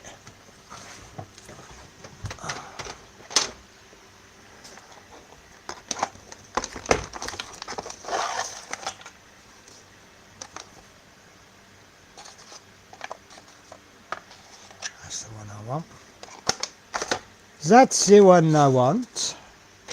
When I got this disc base sander, I started off, I always made sure I pulled a bit of sandpaper off and stuck it onto here so I could see what grade I've got on. This one, I don't know what the grade is.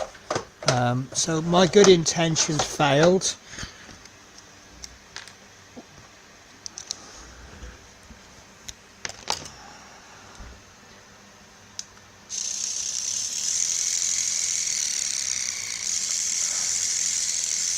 You know what? I've got an even better idea.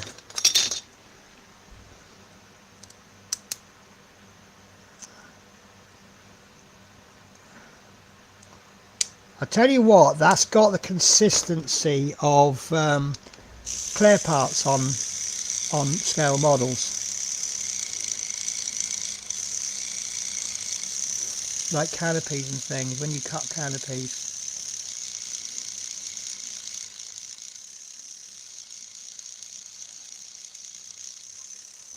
So this is obviously, if you're asking the question, is 3D printing worth it?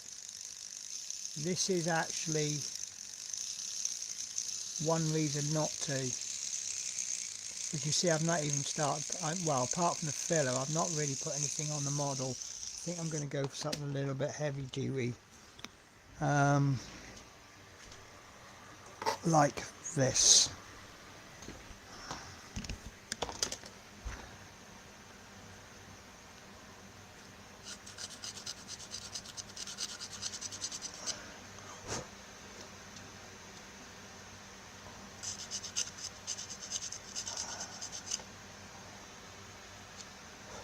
Oh, is that someone waiting? Nope, it's my screen share. Yeah, so that print though, I don't know, that could just be, I mean, we all get fails from time to time, don't we?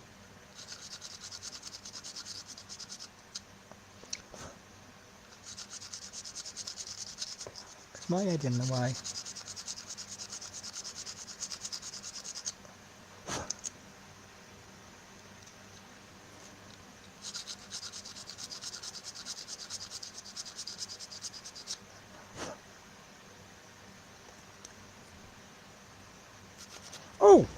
Oh, I got a new product to try out.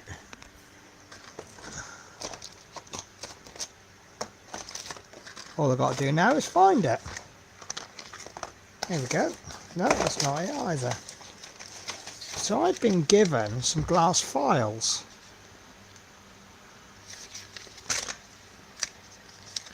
And this is going to be absolutely perfect. Because this is a 320 to 400 grit course. But it kind of polishes it as it goes. It's really weird.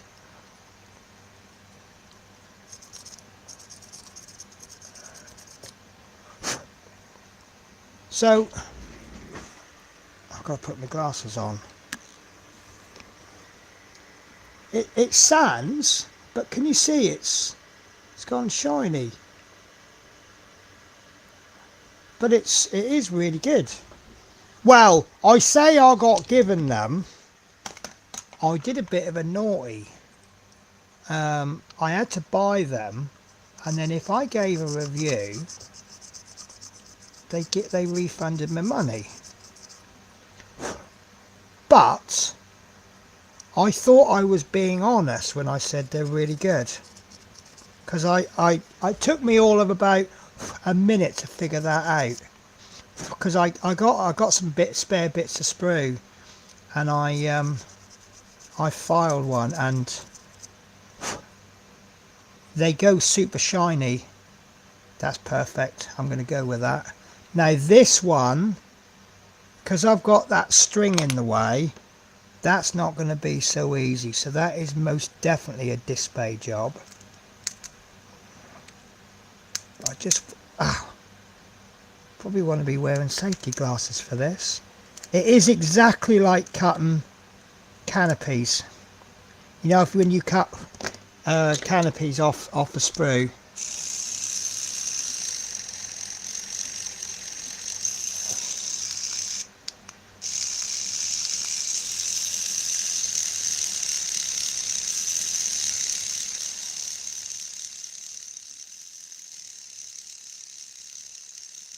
I don't rate this display sander that much. If you can get a normal bit of sandpaper in the gap, use normal sandpaper. But it just, even with a low grit sandpaper, it seems to be really gentle. And when you're using like 400 grit, it's because you want to get that bit down. Don't know if anyone's in a position to disagree with me.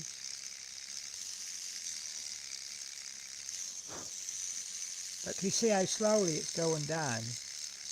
And that glass file took it down virtually instantly. Well, just a few strokes. And what I noticed with the glass file, it seems to file in one direction, not the other. It's a little bit like a razor saw. It'll only file on the forward or back stroke, depending obviously which way round you hold it. I'll try and get in there with a glass file, but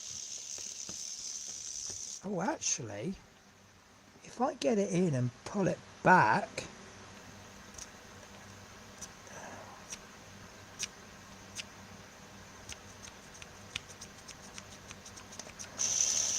oh, I just leant on the sander.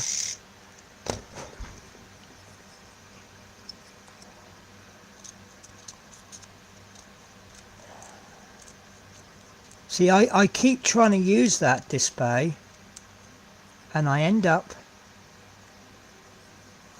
using a normal file. So I'll tell you what else I got with these files. They come from a company called Steady.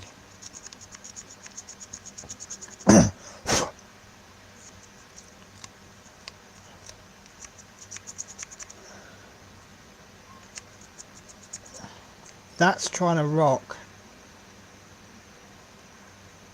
In fact, I might have split that. So I'm going to have to be careful. Right, so I think I will have to use a display, because if I put too much pressure on that, it's going to break it. I've got a little crack, little tiny crack, nothing to worry about, but if it gets any worse, that piece is going to break.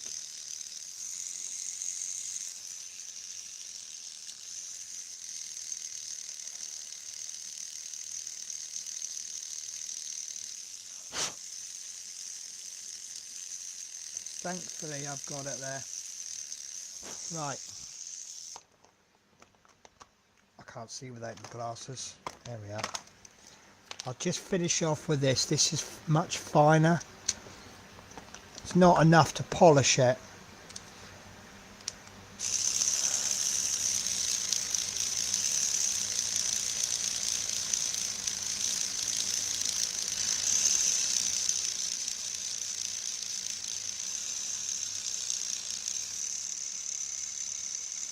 Right, that's good. Right, glasses. Can't see without my glasses. I can't find my glasses because I can't see them because I didn't have them on. Right, toothbrush.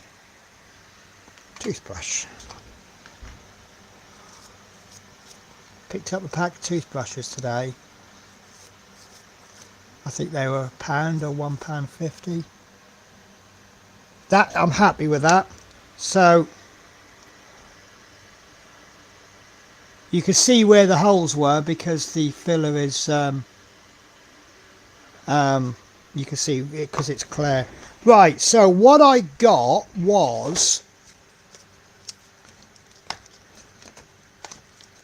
I've got sanding sponges. So I've got 1000, 1200, 1500 grit. I think I got a little bit too fine. If I get them again, I'll get the slightly lower grits. And what I've also got, and I don't think this is the best product. So these are the carbon fibre. They're not carbon fibre files.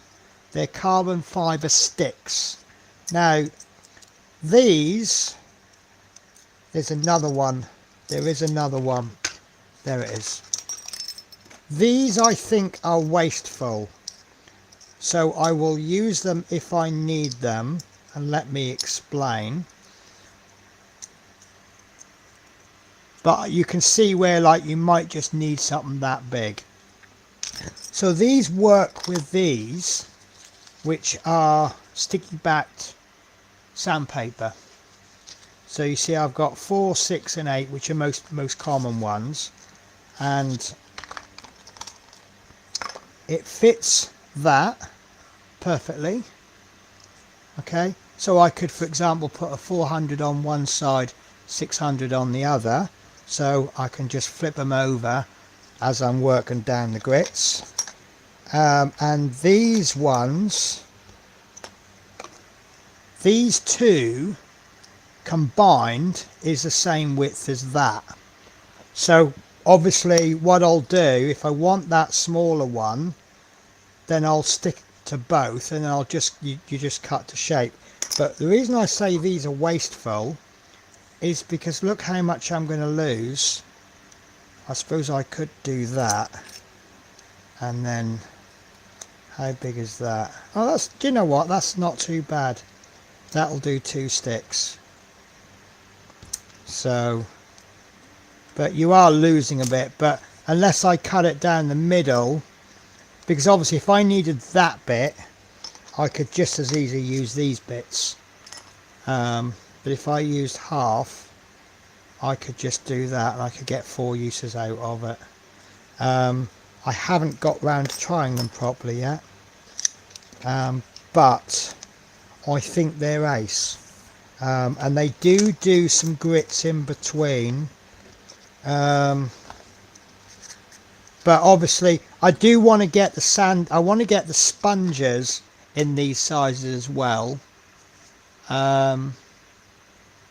because there are times when you want that sponge, but I've noticed that I don't know if these are copies, because some of the right, so the lower grits of sponge. Hey, how are you, my good friend? Right, let me do a catch up with chat.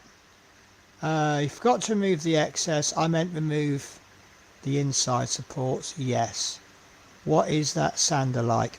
Right, so yes, so this sander, I haven't found any uses for it where sanding isn't better, because obviously with a, well, you saw me on here, this one, it was just as easy for me to get the needle file in, or the glass file, and I could get that, yeah, whereas this, it oscillates like a millimeter forwards and backwards. So holding this for like 10 seconds is probably about the same as me going like that with sandpaper, because the amount of travel, and you know, so it's going 1 1 1 1 1, whereas this is going full length. So you know, it's only when there's tiny spaces. I do have a criticism, and I've emailed them about it. If you look at where the head is in relation to this, let me get my, can you see that you can't get right down? So if you've got to get, here you go, here's an example. So you need to sand inside that box. It's hard to do it because you can't sand it like there. I can sand it flat. Once I get to there, it's going to lift it up. So they really need a head that comes down and across. But you know, it's okay. It's okay. Saying that, I have been using it to remove. There's little tiny dots here and there, like there. It's been quite handy for that, and I'm going to use it for this arm.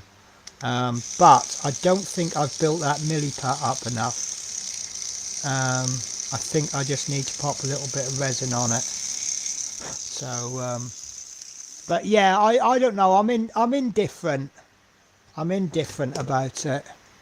So you get one for Christmas, sprue and glue. Oh, nice gift. Wow, really not so good then.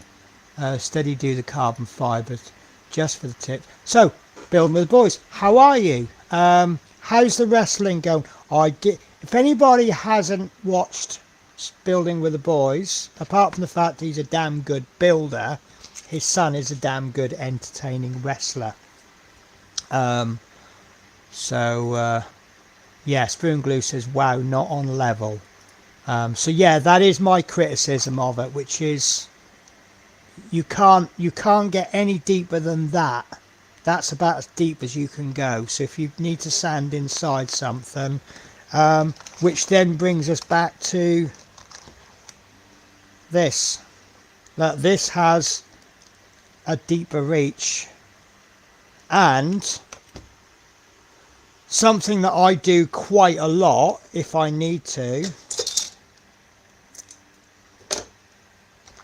That's got an even longer reach. So is it worth it? You know, if I need to file, because that's probably better, because it's a bit flat. Like, see how I can get it in flat even though my hand is up. So I don't know. I'm not going to say it's a good product or a bad product until I find, and I keep trying to use it. Look, and you see me filing today. I've gone to that and the glass file more than the disc bay. I keep trying to use the disc bay, but then I end up putting it down again. It's just the amount of travel. It travels at so many thousand RPM, but each of those is 1 millimeter forward, 1 millimeter back. Whereas, you know, this is going, what's this? This is, I do know the length of this. This is 80 millimeters. So if you take into account you don't go forwards and back, you go all the way to the end, each swipe is maybe 60 millimeters. So look, that's 120 millimeters worth of travel there, isn't it? Every time I do that, it's 160 mil. Whereas this has got to oscillate 80 times to do 160 mil. So, you know. But it's a little bit more precise. That's one thing it is good. It's much better for the smoothing off. It will never replace your sanding sticks, but it will work with them. So that's why I'm indifferent, because it is still a good tool, but it's not a tool that replaces things. Right, I need to.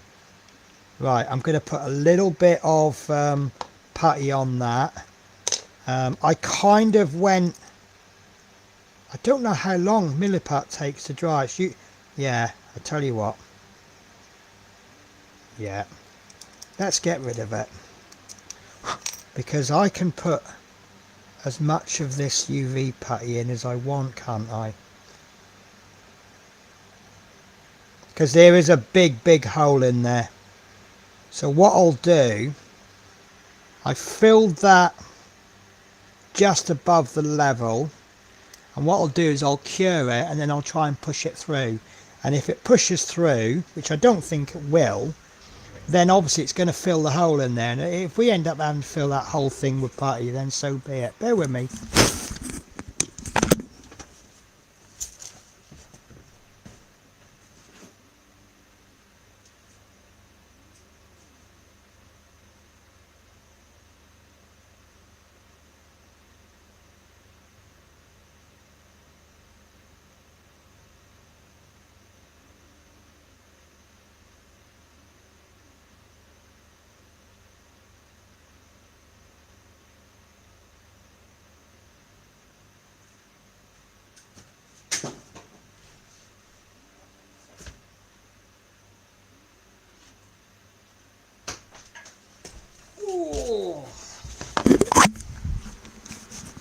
So something I learnt today is, and I didn't know this, when I cure that with a little lamp, it actually gives off smoke. Not a lot, obviously, but that certainly explains the smell, because there isn't a lot of smoke comes off when I cure the parts. So yeah, look, let me. Right, so this is 1/8. No, I'll tell you what, let's double check. Right, this I know for a fact is 180 grit. I know it's too big, but we'll focus. So that is, I know that's 180.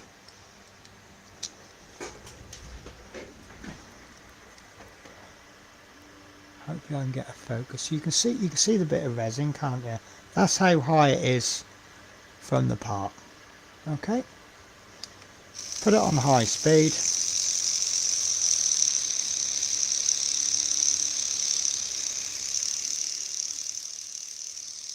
Okay. I don't know how long that was running for, but that's the damage I've done to it. Okay. Now, glass file. Trouble with glass files, you can't see them. So, glass file, 400 grit, 180 grit, remember, 400 grit,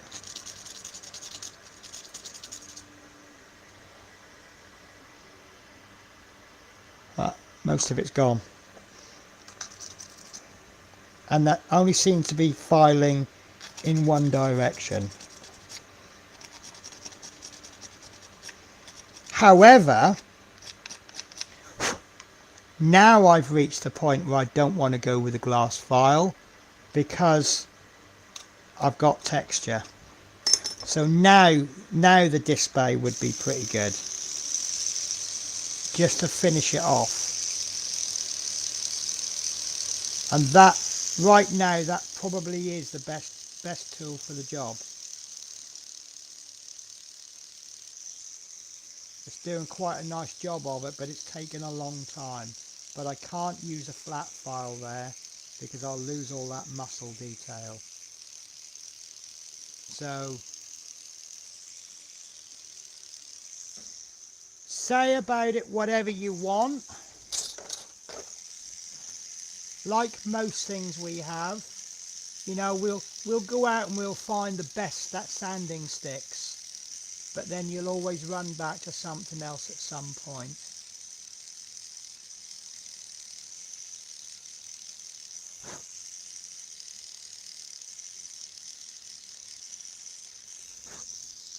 See, and I'm just getting bored of it. Oh, let's put the lid back on this. It shouldn't cure out in here because it's night time here. There's no UVs in my house. We don't have UVs in my house. That involves going out the front door.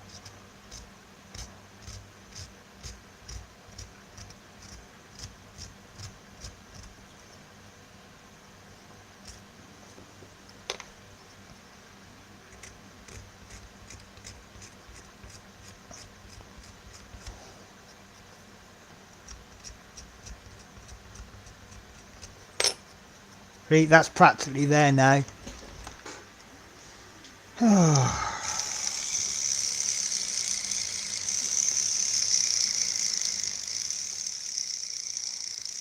So what's everyone been up to?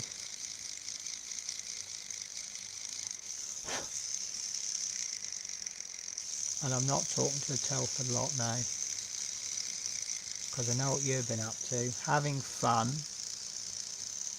Oh, this time next year I'll be gone. Oh, not Telford. I was looking at my other account, and I found a 7-year-old video of when I just come back from Dragon Days, based in Newport. I did rather well out of Dragon Days, but that's more aimed at figure painters, you know, role-playing games. So also where, so I'd come across this lady called Annie. I think the company name is Bad Squiddo Games. And I'd found her, she had a bit of a, I won't use the word obsession, but back in the days when you just didn't get good female figures, she was doing things like making female heads for Space Marines and stuff like that. But one thing she did do was dice bags, and we were sort of having a chit chat, and she was saying, "Oh, are you going to any shows this year?" And I said, "Yeah, I'm going to one. I'm going to Dragon Day." Well, she says, "Well, I'm going to Dragon Days. Why don't you collect the bag from there? Save me posting it." And then we got chatting, and that I'm happy with. Yeah, so we end up getting chatting, and yeah, we've been good friends ever since. And then it turns out, I don't know if she's still with him, but her boyfriend at the time ran the friendly local gaming store in Newport, just above the Tesco's, and I've gone and forgotten the name of it now, but they've got 2 stores, one in Cardiff and one in Newport, but I think he sold up, so I don't know if it's still as good as it was. Right, so I need, there we go, kitchen roll.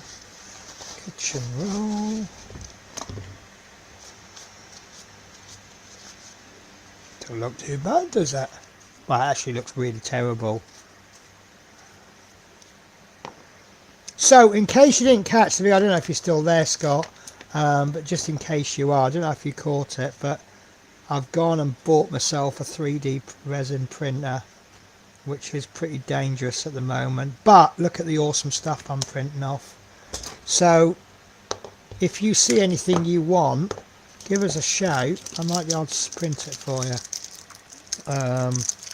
So yeah, I think I shouldn't have bought this milliput. I think that's just been made obsolete, because you don't even have to fill the gap underneath. So there you go, guys. That is my review of milliput. It is fantastic stuff, but it's made obsolete by this stuff. Right, so let me I want to do something. I want to go and make a coffee. Any takers for joining the stream? Only so I can pass the stream over to you when I bog off. So I bought some of those powders, you know, the little instant powders you can get with everything in it. And I bought vanilla cookie dough. And I thought, you know, sometimes too much of a good thing can be bad, can't it? But it's actually really nice. I don't know why I'm showing you. It looks like coffee. But they do another one, and I can't remember what it was, so I thought I might have that one. I'm going to chuck my...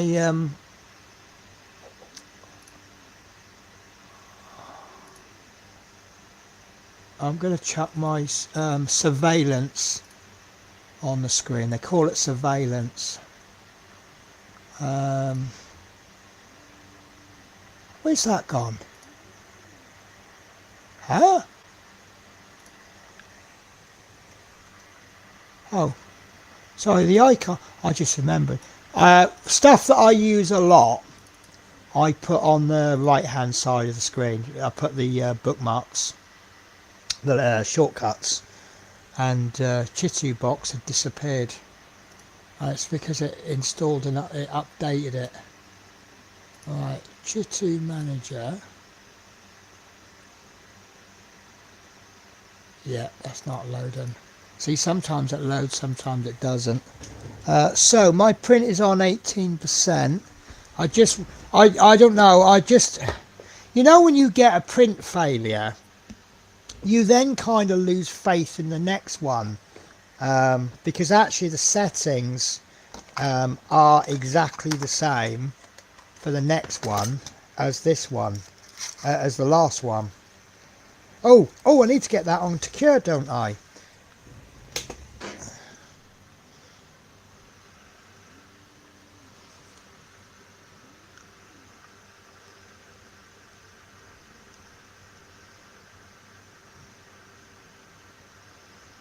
Right, back in a sec, guys.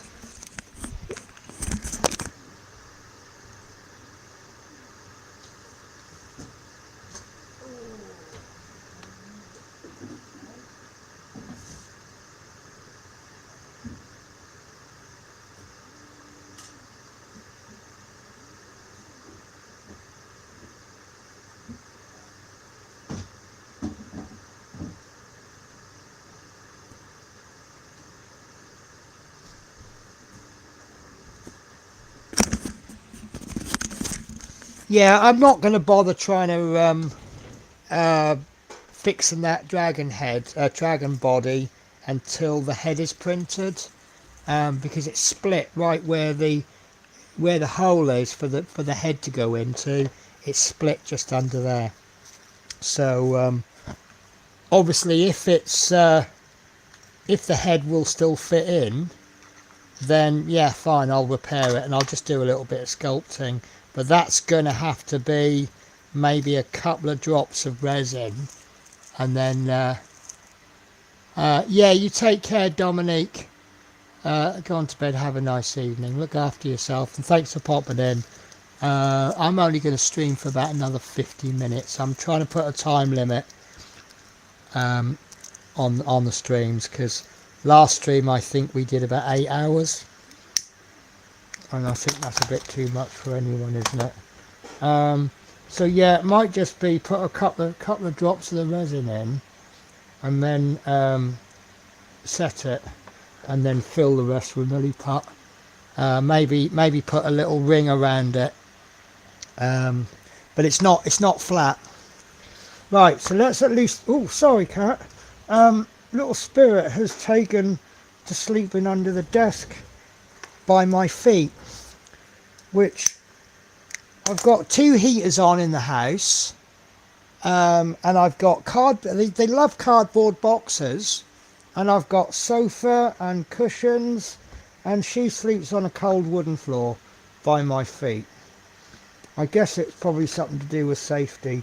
I can't. There we go. And the brush. I need to sort this desk out. Really need to sort the desk out, because I keep putting things down and then I don't see them again. So little bit disappointed in the sense that I haven't slapped any paint down at all. Look at that. You'll never know there was a hole there.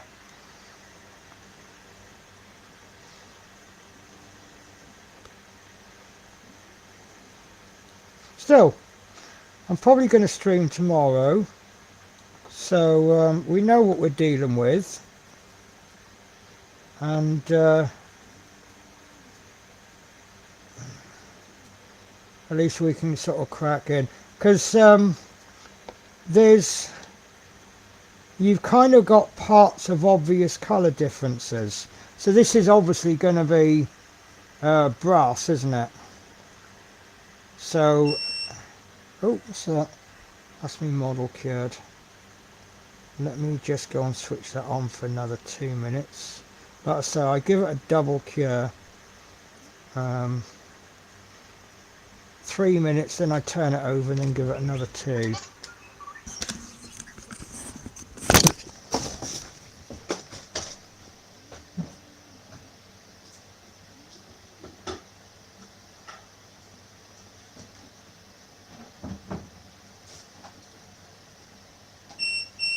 What?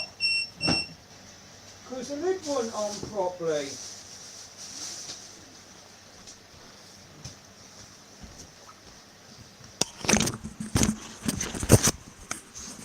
I have no idea where the sensor is, but there's a sensor on that cure station, and if you lift the lid up it stops curing instantly. So yeah, what I was thinking was, obviously this can go black and then we put the metallics over, and this is going to be more of a skin colour. This one we can start working on the wood colours, and this one the wood colours. So we've actually, it's almost like we're painting 4 different models, and then we bring them all together at the end. So I'm going to have to get myself a tiny paintbrush. Something like, oh, I know what will do the job. Humbrol number 2. That'll be good for a filler brush, won't it?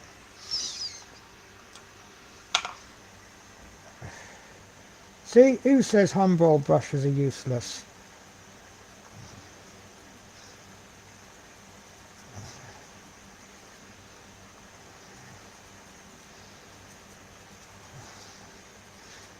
I do like these innards there, but I've never painted innards.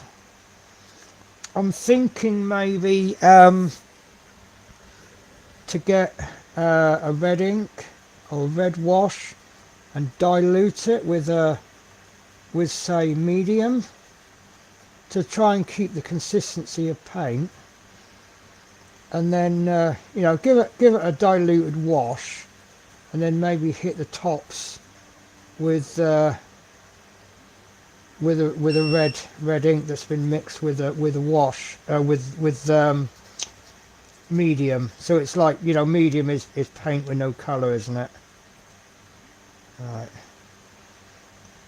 My models are cured, but too bad. I think I used most of that.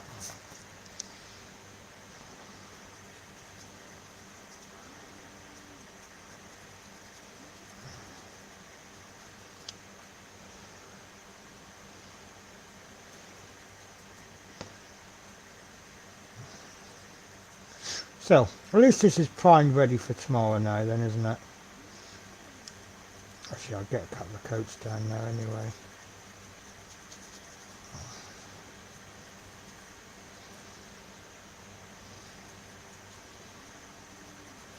I do like that little guy on the back.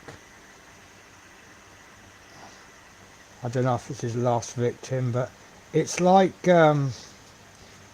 he's killed someone and then packaged him up to eat him later or something, like a spider would, because he's wrapped in bandages.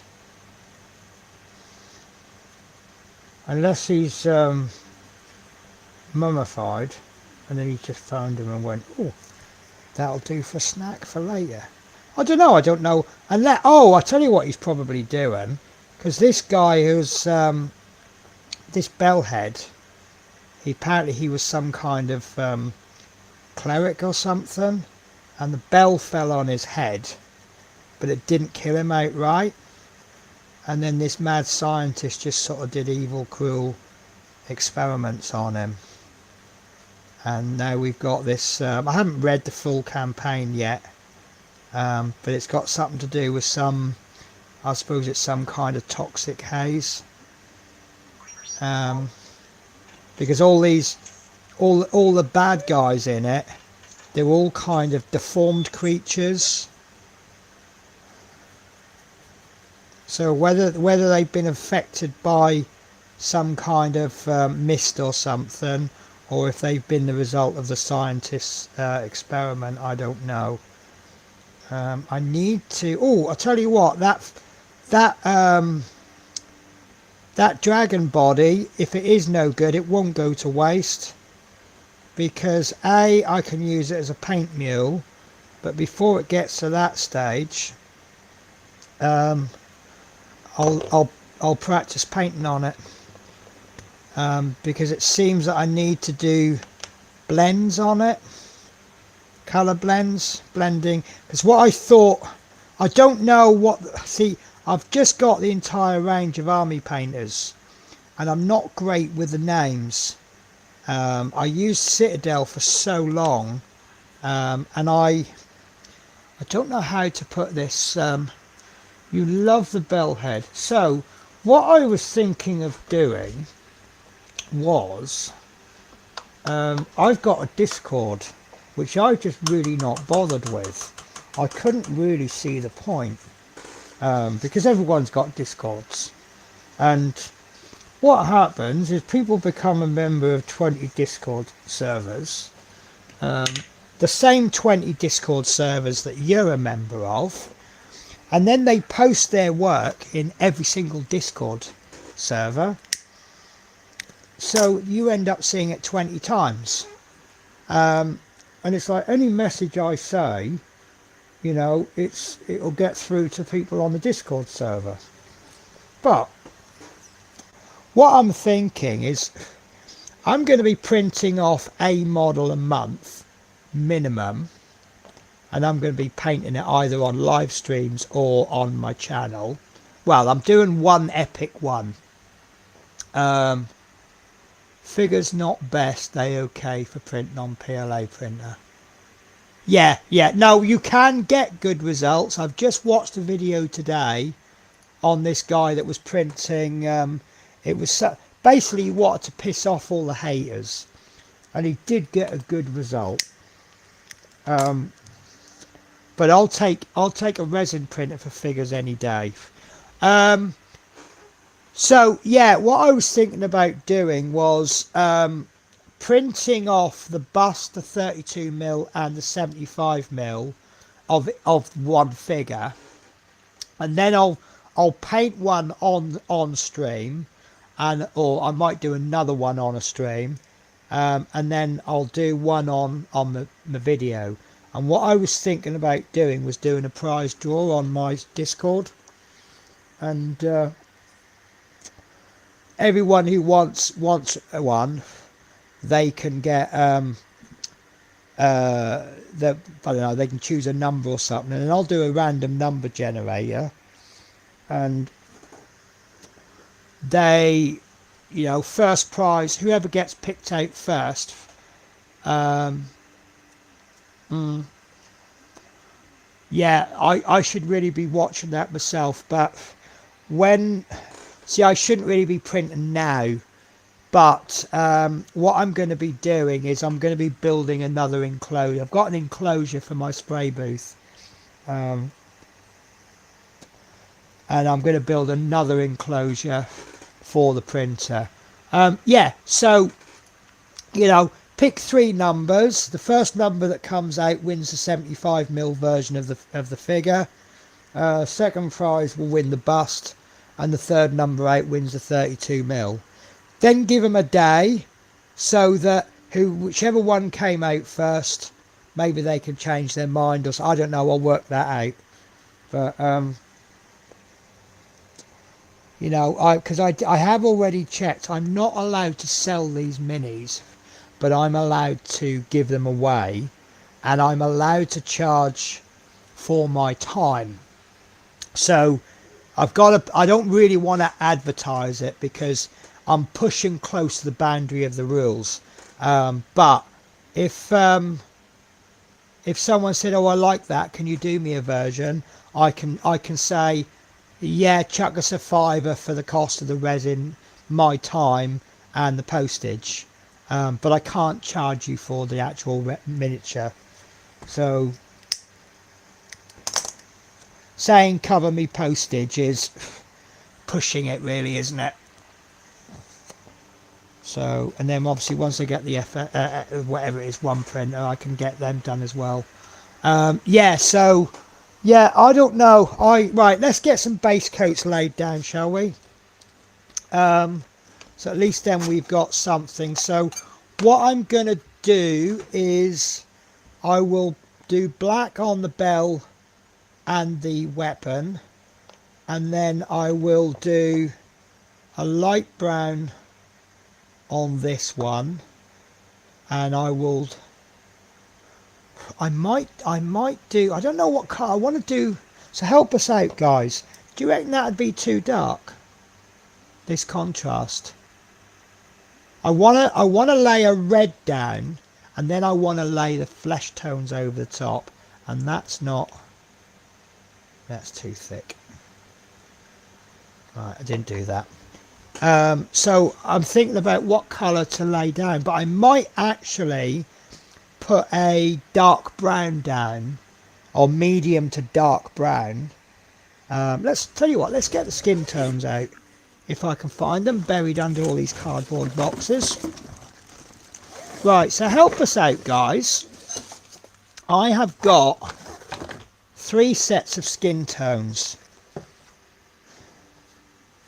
I think they're in boxes. See, my paint holders, they only hold 60 paints, and I've got like 214 or something like that. Right, so I've got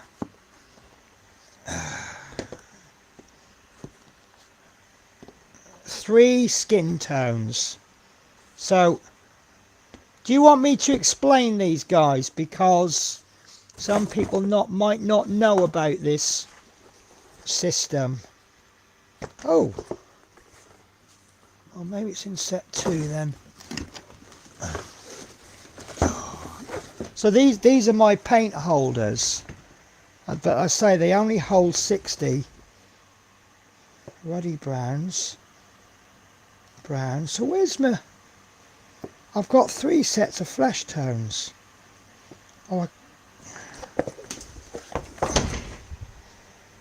right, rose skin, warm skin.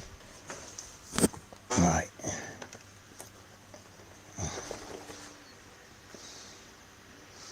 Cool reds.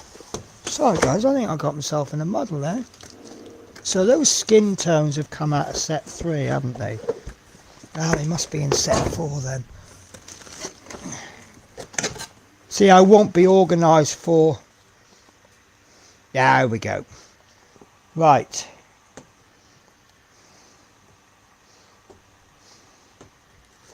So we have got, I'll let you guys choose. We have got rose skin tones. Right, most people who paint figures, you understand about the triad system for Citadel paint. So you have the base coat, which is a darker colour of version of whatever they're doing. Then you tend to dull it down with a wash. Then you reinforce it with the original colour. Then you start adding two layer coats to bring it up to a highlight, and that's obviously called a triad.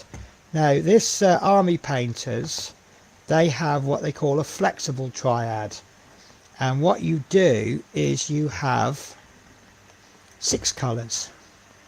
So you can pick any 3 of those for your triad. So you can go for that, or you can do that, or that, or that, or you can go 1, 3 and 5. And the naming system, I think, is brilliant. So if I look at this one, which you can see is the second one, so we have the name agate skin, right? They call them whatever they call them. They either invent their own word, but they don't use someone else's word. That's so they can't use things like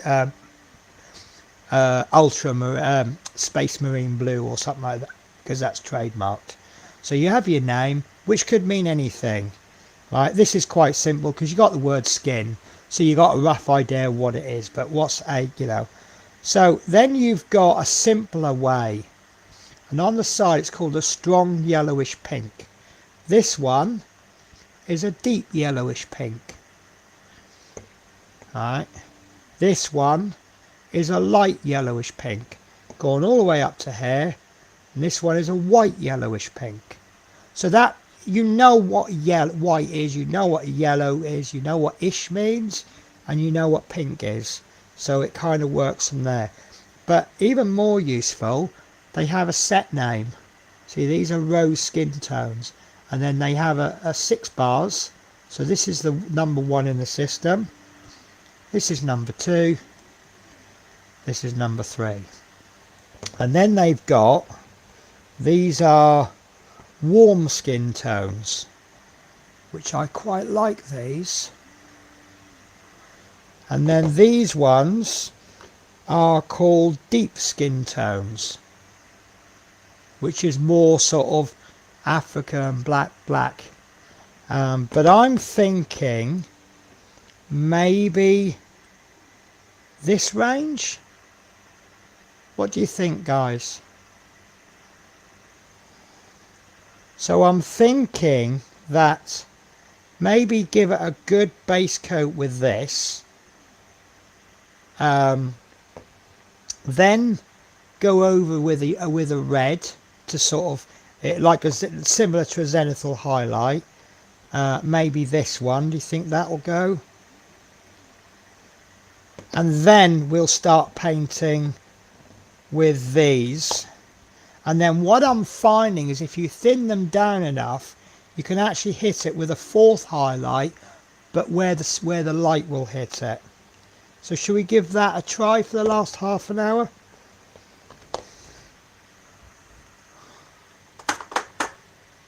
Because I'm more about trying out than succeeding. Because if it comes out bad, I'll just strip the paint off it. At least I know the milliput's not going to come off. So let's go. Oh, hang on. Right, warm rose. Right. So 2.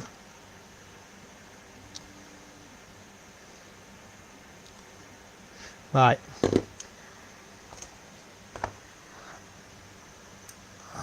Using that brush as my best brush.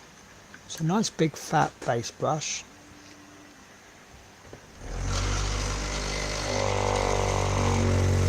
And that with the fingers is the only flesh tones.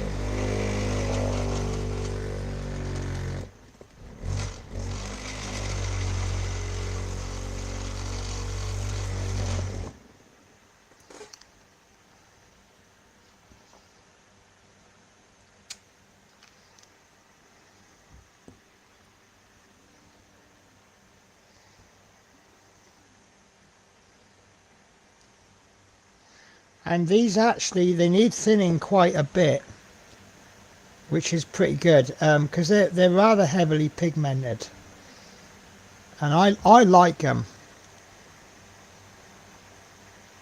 But that was probably over thin, but look, even though it's thinned, you see it, I'm getting a nice consistent coat from it.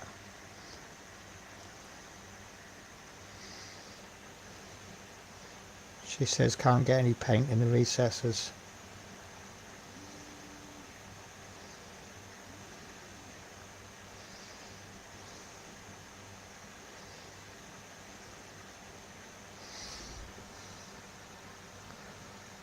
I remember the first time I saw someone doing like brown for a light, and I'm like, whoa, that's way too dark. And they're like, no, keep watching, and you just really build the skin tones up, and it actually comes out quite bright. But I'm not great with skin tones, and the fact that this has got a lot of skin and it's a larger model makes it so much harder. But that's what I'm here for, guys. You know, I'm trying to, you know, you're watching this stream knowing that it may fail, it may well fail, and I don't really believe that there's a failure. I think it's more you learn. Now I've got an issue here. I want to paint the dude on his back a different skin tone, and the only skin tone I can think of is that dark one, which could put me in the position of being racist.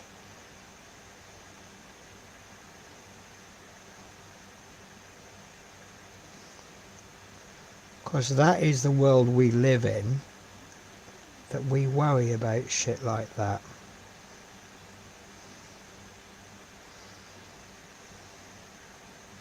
Looks like he's wearing a tank top at the moment, doesn't he?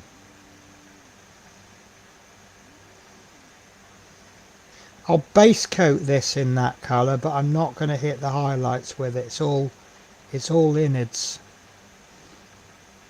But it's a brown. I'm thinking about going sort of Ushabti bone kind of colour, and then hit it with I might nip down the shop tomorrow and get a bright red contrast paint, a brighter red, and then I can thin it down a little bit, and then I can hit an all over thin layer of it, and then I can just target areas that I think needs a little bit of extra help. Now I should paint inside, shouldn't I, really, in case it shows. Yeah, he looks like he's wearing a vest at the moment, doesn't he? So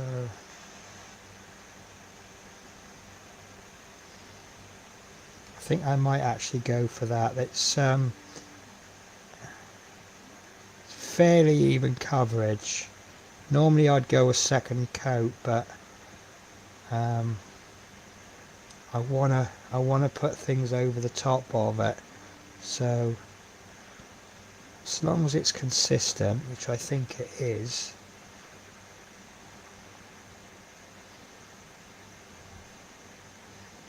It's these little posts for joining the parts together. Oh, sorry guys. So night all, thanks Penny. No worries for any time. Hand pink waving, hand pink waving, hand pink waving, and then night spree. Yeah, you take care, Spree. You have to say hello more often.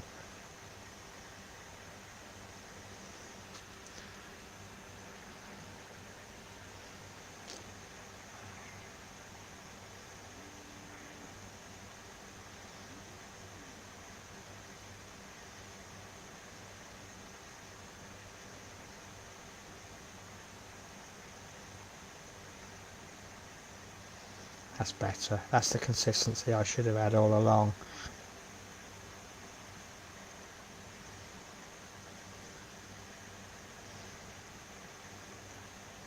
I'll get those prints out of the yeah, that's the consistency I should have had.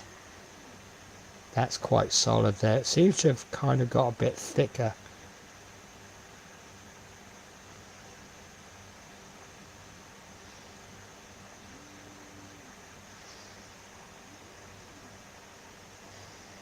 I might go for like a cool colour skin for him, because I'd be very surprised if he was alive.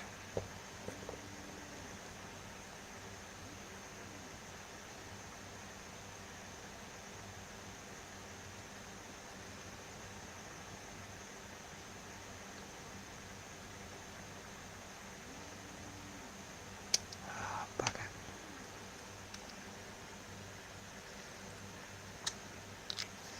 Almost enough there. Not quite.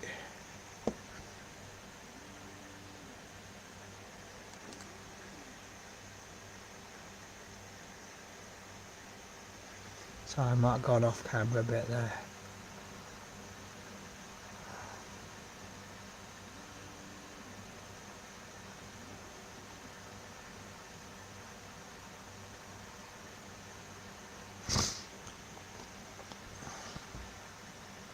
See what I mean about the joins? They've it actually joins where the skin meets the bandages. There's nothing you can do about the hand. And again, look, skin, bandage. It's just really, I don't know if they've done it on purpose. I'm going to assume they have, but it's just absolutely perfect. So if you want to do a sub-assemblies, and also see the join where the axe is, I think it goes that way. It is a recess, so that actually sinks into it. So there will be no join line, irrespective of what you set. Even if it's overexposed, you still will be no join line. Right, that's his skin done. How are we doing? Oh, we've got plenty of time. So let's do the metallic next. No, let's do yeah, let's do the metallic. So for that I need black, and I think my black is out. There we go. So we'll give that. I believe in putting metallics over a gloss black, but we don't have any glosses. So but then some argue you don't need gloss black. In fact, some argue you don't even need black. I personally think it makes a difference, but, and I tell you what, I am loving these paints.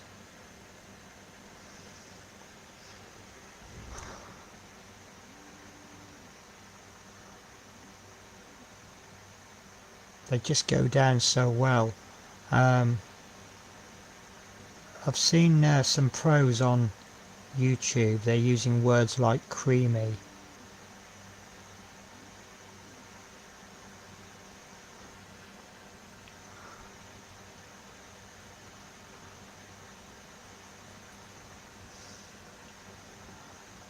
I'm just slapping this down because I was expecting to do 2 coats, but I'm not so sure. You can tell it's too quick, too fast, because I've got bubbles coming. Look.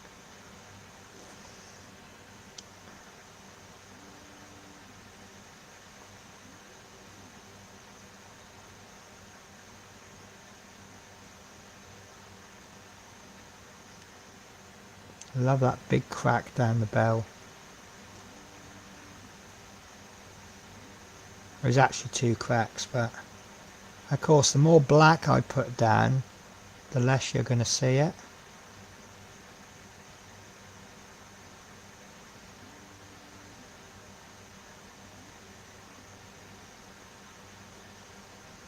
I wonder if there's enough of my print done to see if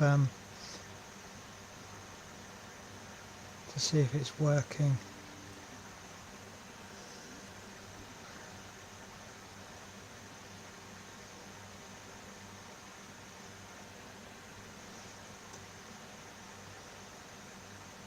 Yeah, so if that body isn't preparable, what I'll do is I'll just slap some coats down without priming it first, and then I'll let it sit overnight, and we'll do some rub tests on it.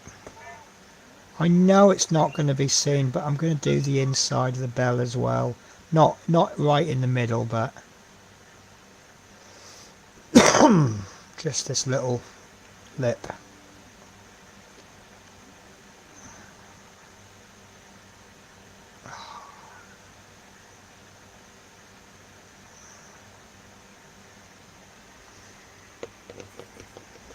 I need just a little bit more just to do that weapon. I think he's got a few metallic bits. No, he hasn't. This is actually a really simple model. The only thing that's going to be difficult is hitting the shading on the skin.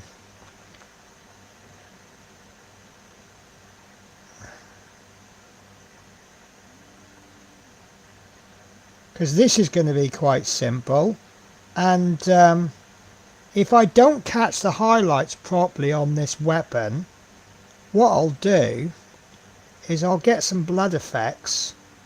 I'll get a stiff bristled brush, and I'll just sit there and flick it and get it covered in what will look like natural blood splatter, and it will look natural. Maybe put a few white marks. That's something I want to try actually. So if I got some blood effects, paint it on, and then try and wipe it off with a cotton bud, so pretty much the same effect as when you do weathering on aircraft. Now I want to do this bit going across a different colour. Now normally I'll do blade silver because that's generally what they are, isn't it? I suppose I could do that brass, couldn't I? Yeah, let's do it brass. It's even got detail inside there. This is just amazing. If you are fed up of paying high prices and you plan on painting all of the minis, this is I've seen other STL companies. I'm going to call them STL companies, where they sell files, and there's patrons. See, there's some I've seen, they've been like 20-30 quid a month, and the samples, if you watch my weekly channel update, I showed you some little minis. They were actually free samples from another company that does a monthly subscription, and they're more expensive than Loot Studios, and I ain't so happy with them. I mean, what do they call? Games Workshop is what they call hero scale, don't they? Oh, I got a bit on his hand. Look at that. See where it's drying? It's drying really nicely. So I'm tempted to do the dark wood next. That's not fully dry. They do seem to take longer to dry, which is great if you're doing wet blending, but not so great if you're doing your layers. You know, if you don't want to blend the paints. Do you know what? I think I'm gonna have a human cigarette rather than a roll up. Right, let me go and get these this cured model. Back on set, guys.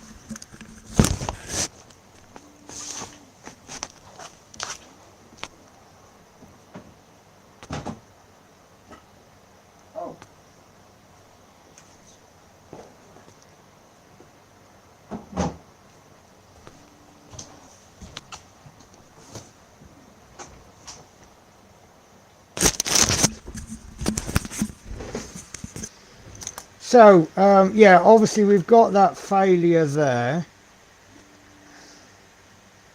And I could probably attach it.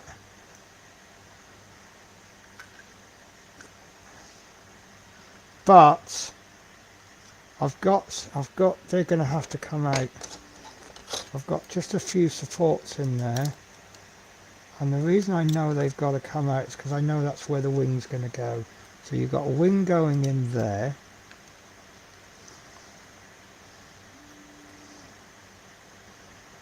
So this is the Epic wings. The wing, each wing takes longer to print than anything else. And then just these little supports. I'm finding these tweezers are perfect for getting these small supports out. The pointy tweezers don't really damage the model too much, but you've got to get tweezers that have actually got some pressure on the end. I've bought some cheap tweezers in the past, and they don't have a firm grip that close. They're good. Most of my cheap ones have been diamond painting ones, and if you've got something that's like 2mm across, that's perfect. But these actually have, you've got force like at fully closed, and with these supports you need that. So you need to get in there and pull those supports out. Most of the supports I use this one, they're rounded.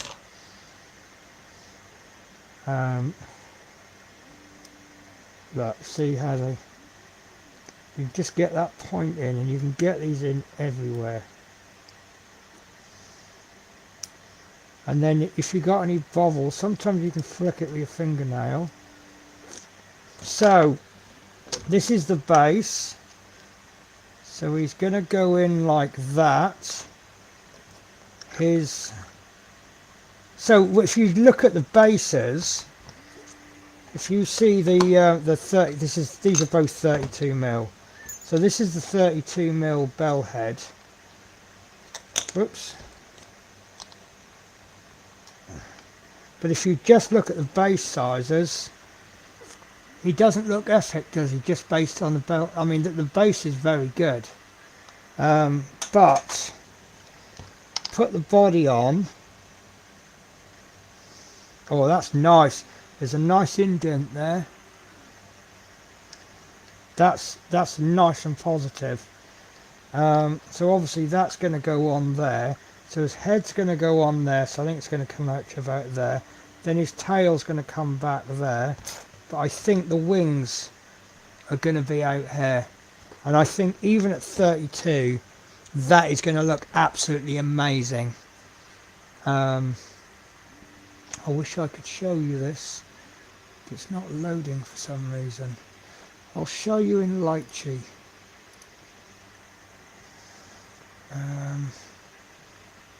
Bear with me while I load it up.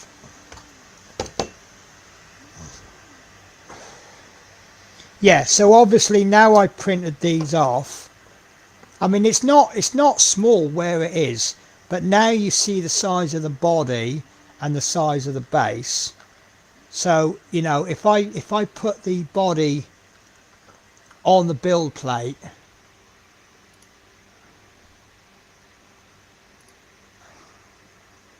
just got to find it now. Elite Studios.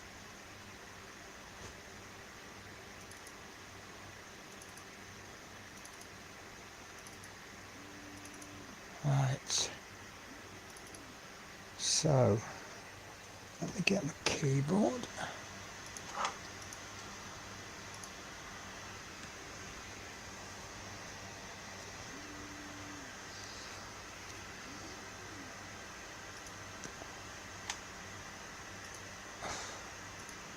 I think you are going to be genuinely impressed. And also, I mean, an epic model deserves an epic base, but I don't think the base should overshadow the model.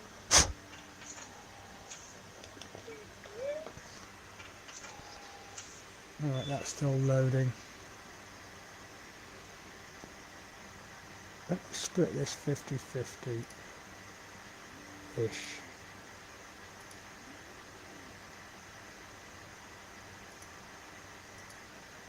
I can't find any 50-50 ish shots. That's about the best I'm going to get. So while I show you these, I'm going to hold this model in my hand,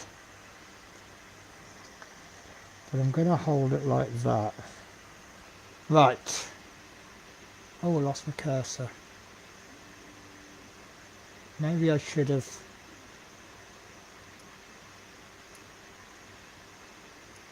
Right. Oh, I haven't got unsupported models. Right. And I got to. Do you know, for some reason it loads some of these up twice. No, it doesn't. Right. So. Yeah, it does. It loads. I don't know why it loads the models up twice. Let me just sort these out. So that's another vase.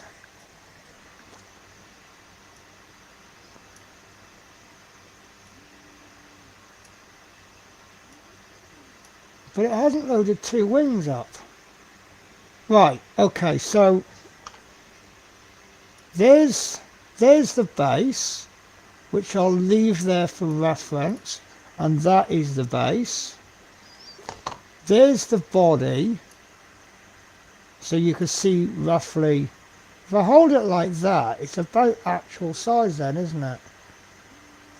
And then there's the base, right, so now this is the head, so you can see that that head, because of the angle of this, it's going to stick out that way. So let's get rid of that. This is, why is it not telling me the part number? It is. This is the tail. And that's the tail as well. Right, so putting him on the base, the tail is going to come out maybe to about there. And then right wing, no, right, lovely. So this is the right wing. So that's going to fit in there. So it's going to come out here. So it's really going to overhang the base. And it's going to dwarf that base. So you probably need a better base so that it's still visible. Let me see if I can pull up. I can't remember if I'm sharing the screen or if I'm sharing the tab there. Right. So let me find Loop Studios, and I'll pull that tab out onto there.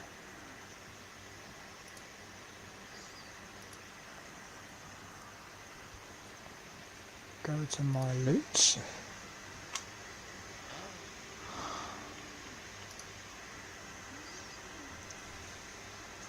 So obviously you can't tell exactly what a model's going to be like until you've got all the parts, but there he is. Let's enemies. So look, you can see I've got the body and the head, a body and the base, but that tail's going to come round to the side. So the tail's going to be coming round to there. So it's going to bring that out more, and then those wings is going to come up that way. So that's, yeah, that's, I think that's a definite epic status model. Right, so all I can do now is nothing really. Wait for that print to finish. So you know that's loading up again. This is weird. Right, Chichi Manager. Yeah, it's not loading Manager. Now sometimes when it doesn't do things that I want it to do, I can reboot the computer. I'm wondering actually if it's my PC, because these slicing softwares, they must take up some processing power, and I've got no graphics card. I'm just the graphics on this. The graphics card is still in the machine, because I frazzled my PC, and it seems to have killed the graphics card. And I keep plugging in the monitors into the graphics card in the sort of slim hope that it's just kind of fixed itself. But I've also lost the use of some of the USB ports. I thought I'd lost the internet. I don't know how I fixed the internet, because it wasn't working on the... Let me change the camera. There we go. So it wasn't... I've got Ethernet connected, internet via Ethernet cable, and it just stopped working one day, and I think that's repairable. Yeah, I think I can do that, but it'll need to be glued in the right place and then finished off with it's going to have to be milliput, because I can't mold that. Well, I suppose I could sculpt it with resin, but maybe just do it. I won't be able to file it though. I won't be able to get in there. Yeah, so it just stopped, suddenly stopped. So I bought a Wi-Fi dongle, and the Wi-Fi dongle didn't work. So I got no internet. So I went for about 2 or 3 weeks with no internet. And then last week, I think it was, the cable, I don't know if you can see it. This is my overhead camera. It's a webcam, but I've got a power lead for it, which goes in that side. I need to move that, don't I? I don't like that just in there. Can I get away with that? Yeah, I get away with that, won't I? So yeah, you've got the power cable, and then you've got HDMI. No, you've got the HDMI on this side. So you've got like small HDMI, which then goes to a large HDMI, which I've then got an HDMI to USB converter cable, and then that goes into a USB. No, it's got some video. It's like a little dongle thing, and that goes into the USB, so it converts a signal or something. But I'd knocked something where I had the wire trailing. I knocked, because it was just long enough. I think I had like a 3-meter USB extension cable, and it was just long enough, and I caught like a light or something, and it pulled the cable, and it broke the connection at the end. So I bought a replacement cable, and I bought a 5-meter USB extension cable, and what I've done is I've run it up the boom arm, and I've what do you call these tag things? Oh, I forget what they're called now. Zip ties. So I've zip tied it all along, so it won't pull anymore, and there's slack at this end.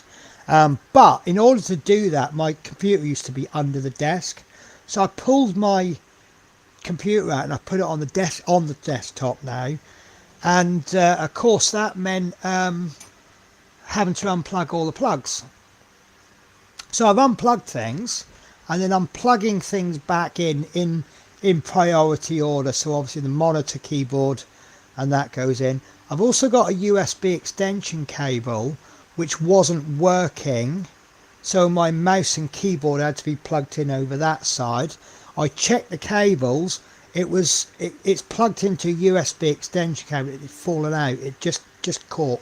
I blame the cats for that one, because they are running behind as soon as they get the chance to, they run behind the desk and they're catching all the cables. So I've just noticed a little bit I've missed. So plug that in, and then that USB extension is working again. And then I sort of started plugging other stuff in, and I plugged something into the front USB ports. Now here's the strange thing. On the front ports, some things work, some things don't. I guess it's got something to do with the power drain. I've got a USB memory stick, and that's working absolutely fine. I chucked my webcam in, straight away it went, and it just actually caused a big error on the computer. There's another bank on the back, which I bought that separately, installed it. So they're about 5 years old, and that's gone. None of them work. So that's going to be pulled out and replaced.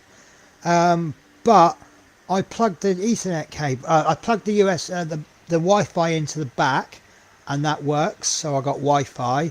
Then I plugged the Ethernet cable in, and the Ethernet cable works. So I'm running this back on Ethernet. The only trouble is, I thought if you're connecting to Wi-Fi devices, I thought you had to be Wi-Fi to Wi-Fi. I can pick up my using Chitu box. I can pick up my printer, which means I can send files directly across, but I can't pick that printer up using Lychee. So the Lychee must be relying on Wi-Fi. So I'm trying to find the dongle. I put it away somewhere. I think I might put it in a drawer actually. So what I'm going to do when I find that Wi-Fi dongle, I'm going to pull the Ethernet cable out and put the Wi-Fi dongle in and see if that works any better. But to get myself back where I was, I need a new graphics card. Graphics card's still in there, but it's not working. And I'm told, I don't know much about computers anymore. I'm told that your computer can make use of the memory of the graphics card memory. It's just that the graphics card prioritizes it.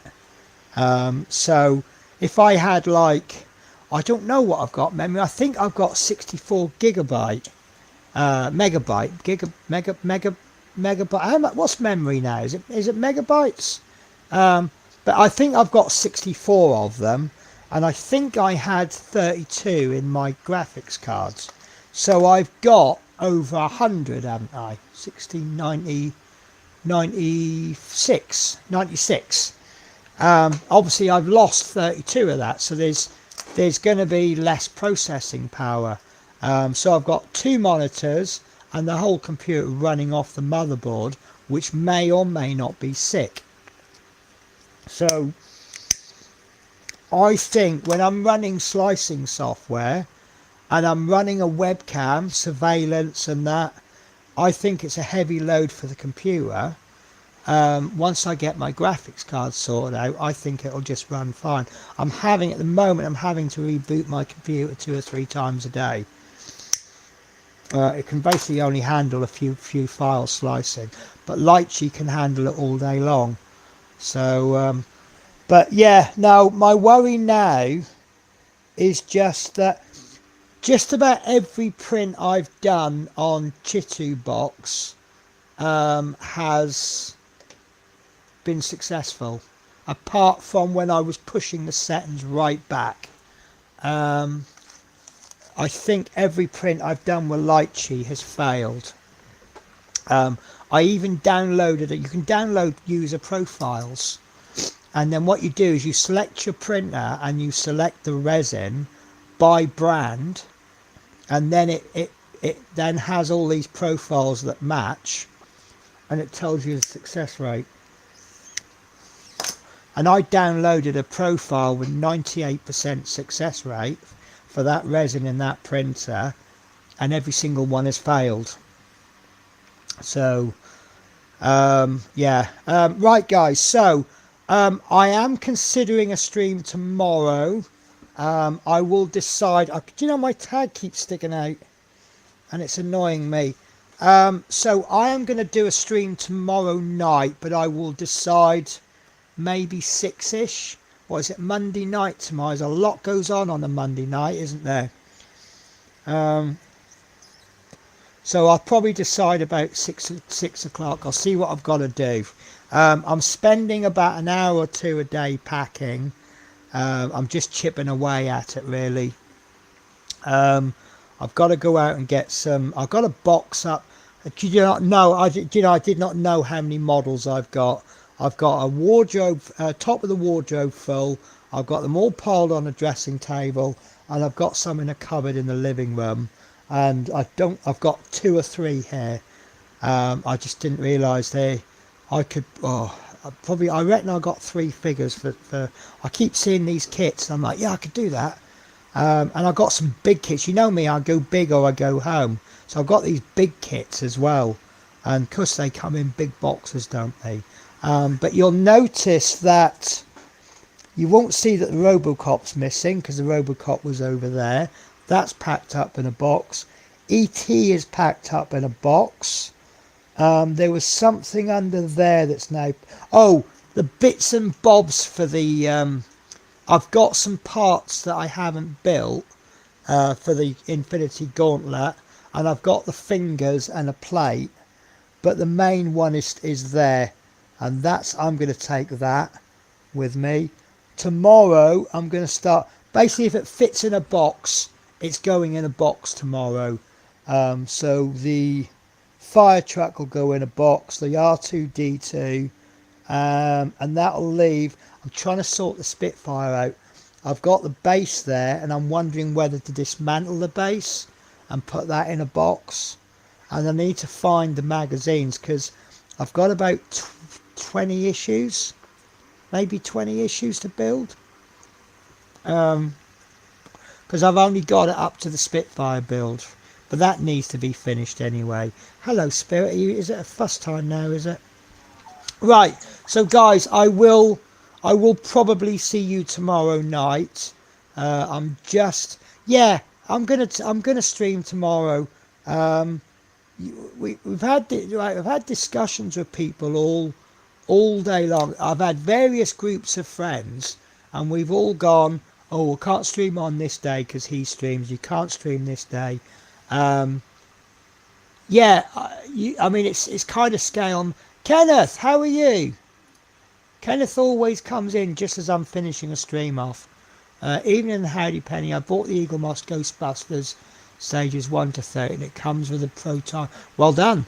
Excellent. Because the Proton packs, I thought they were an extra. And with Fan Home taken over, because you don't get the case with it, whereas the base, sorry. But I've got the base because I got it from Eagle Moss, but you don't get the base for Fan Home. So, yeah, it's nice that you got the Proton packs. But that might be something I might be able to look up for people.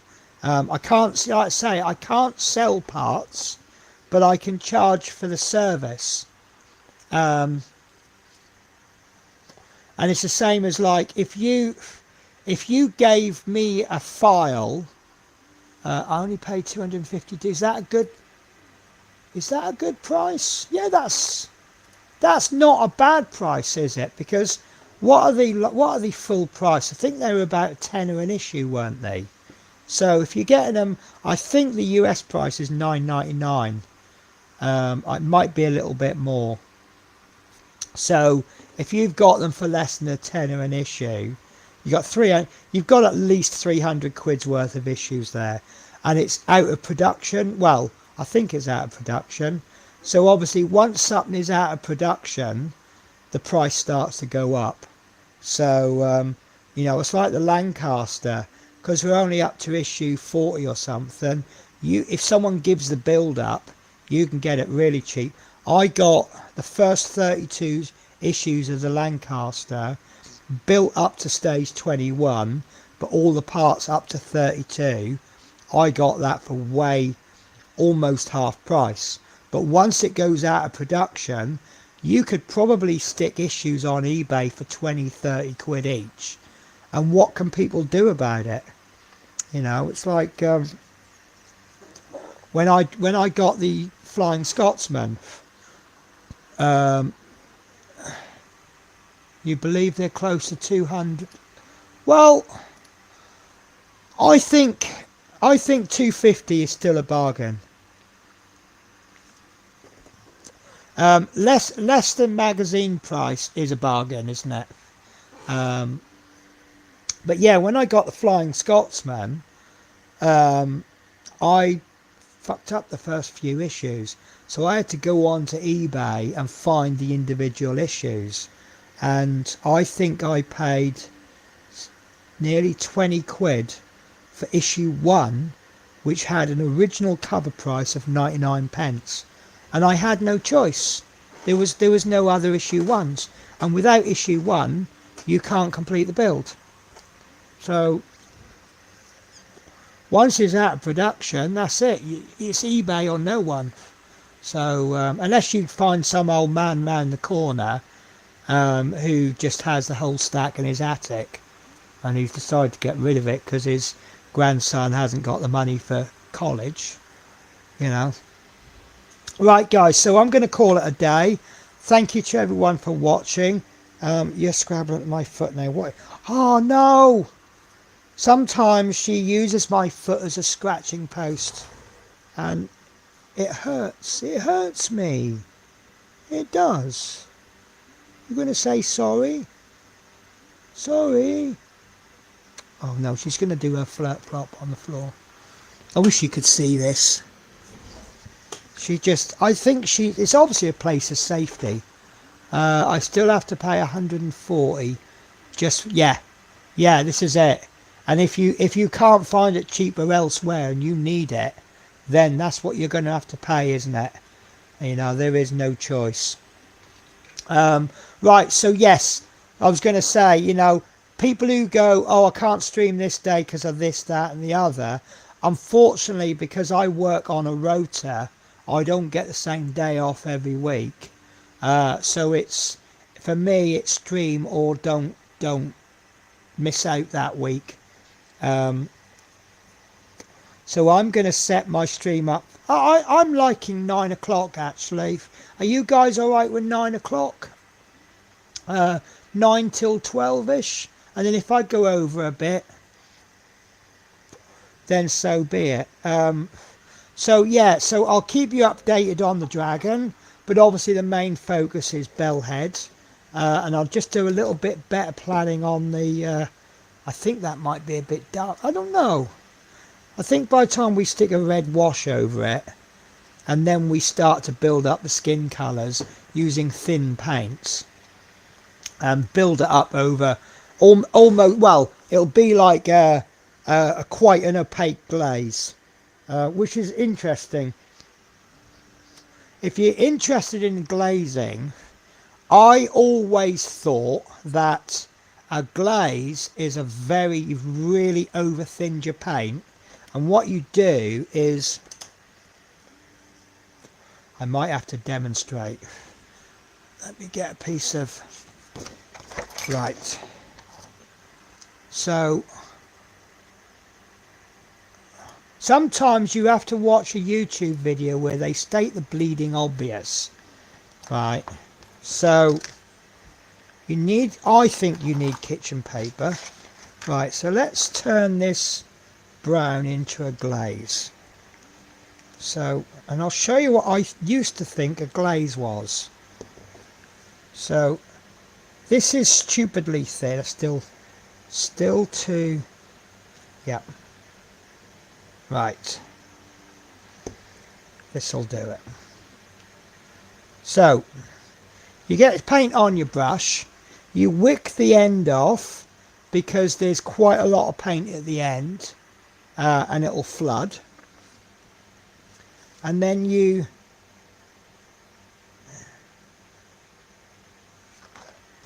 see how that's quite controlled and it's very see-through. And that's what I always thought a glaze was. It's a little bit too heavy because it's heavy at the end. But what a glaze is any paint that's see-through. That's way too much on there. Get a little bit on, wick the end off. There you go.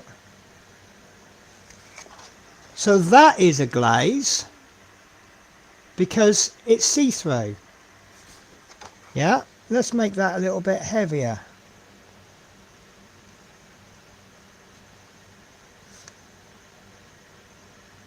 No, it's not that much heavier actually.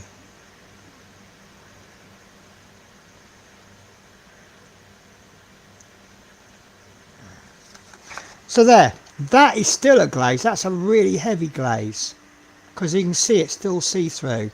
Now,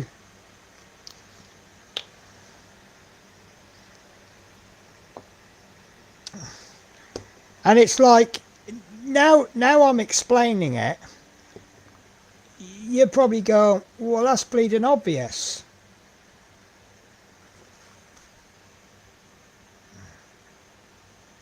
So that is a base coat because it's solid, but you'll need a second coat. Now, if you thin it a little bit more, hopefully I haven't thinned it too much. Yeah, that's not quite enough.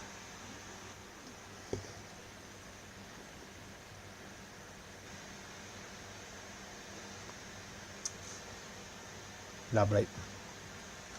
That I would call a layer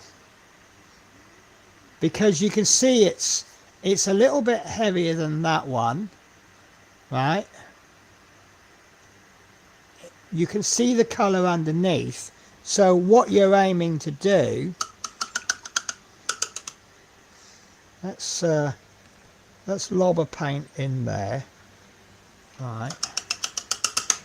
Check I've got the right one. That's a 2. Perfect. Right.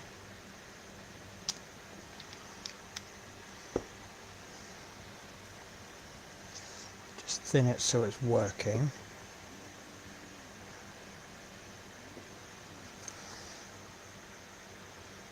So you can see there, that's not a good layer because the colour jumps. But what you're going to try and aim to do, this isn't going to work too well because the paint is still wet.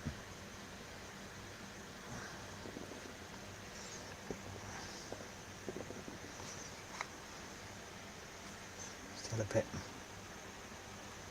So if we turn it from a base coat to a layer,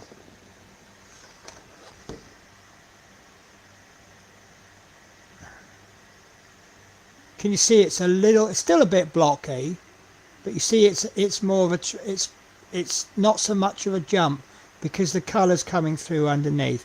Now if we continue that up, you can see you've now got 3 colours because you've got the dark colour, the original base coat, then you've got the layer over the top which is being affected, and then this one is being affected by the white underneath. Whereas if you're going to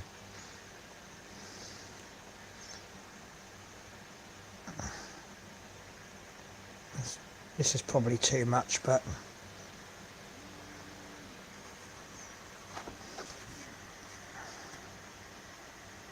there you go. That's a really thin, oh god, I've gone off. So that, you see, that's a really thin glaze. So that's how we get really good transitions. Can you see how the colour jump? So that's kind of what I'm looking for. So this is very, very dark because I want to build the colours up, but I'll be painting more layers over the raised area, leaving the recess a little bit more, but don't let the paint pool. So that's kind of what I'm aiming for, so it won't be that colour. Right, with that guys, I am calling it a day. Thank you very much for watching. Thank you for everyone who's watched all the way to the end. Obviously some people can't watch to the end, I do appreciate that. So I will catch you tomorrow. Take care guys, bye bye.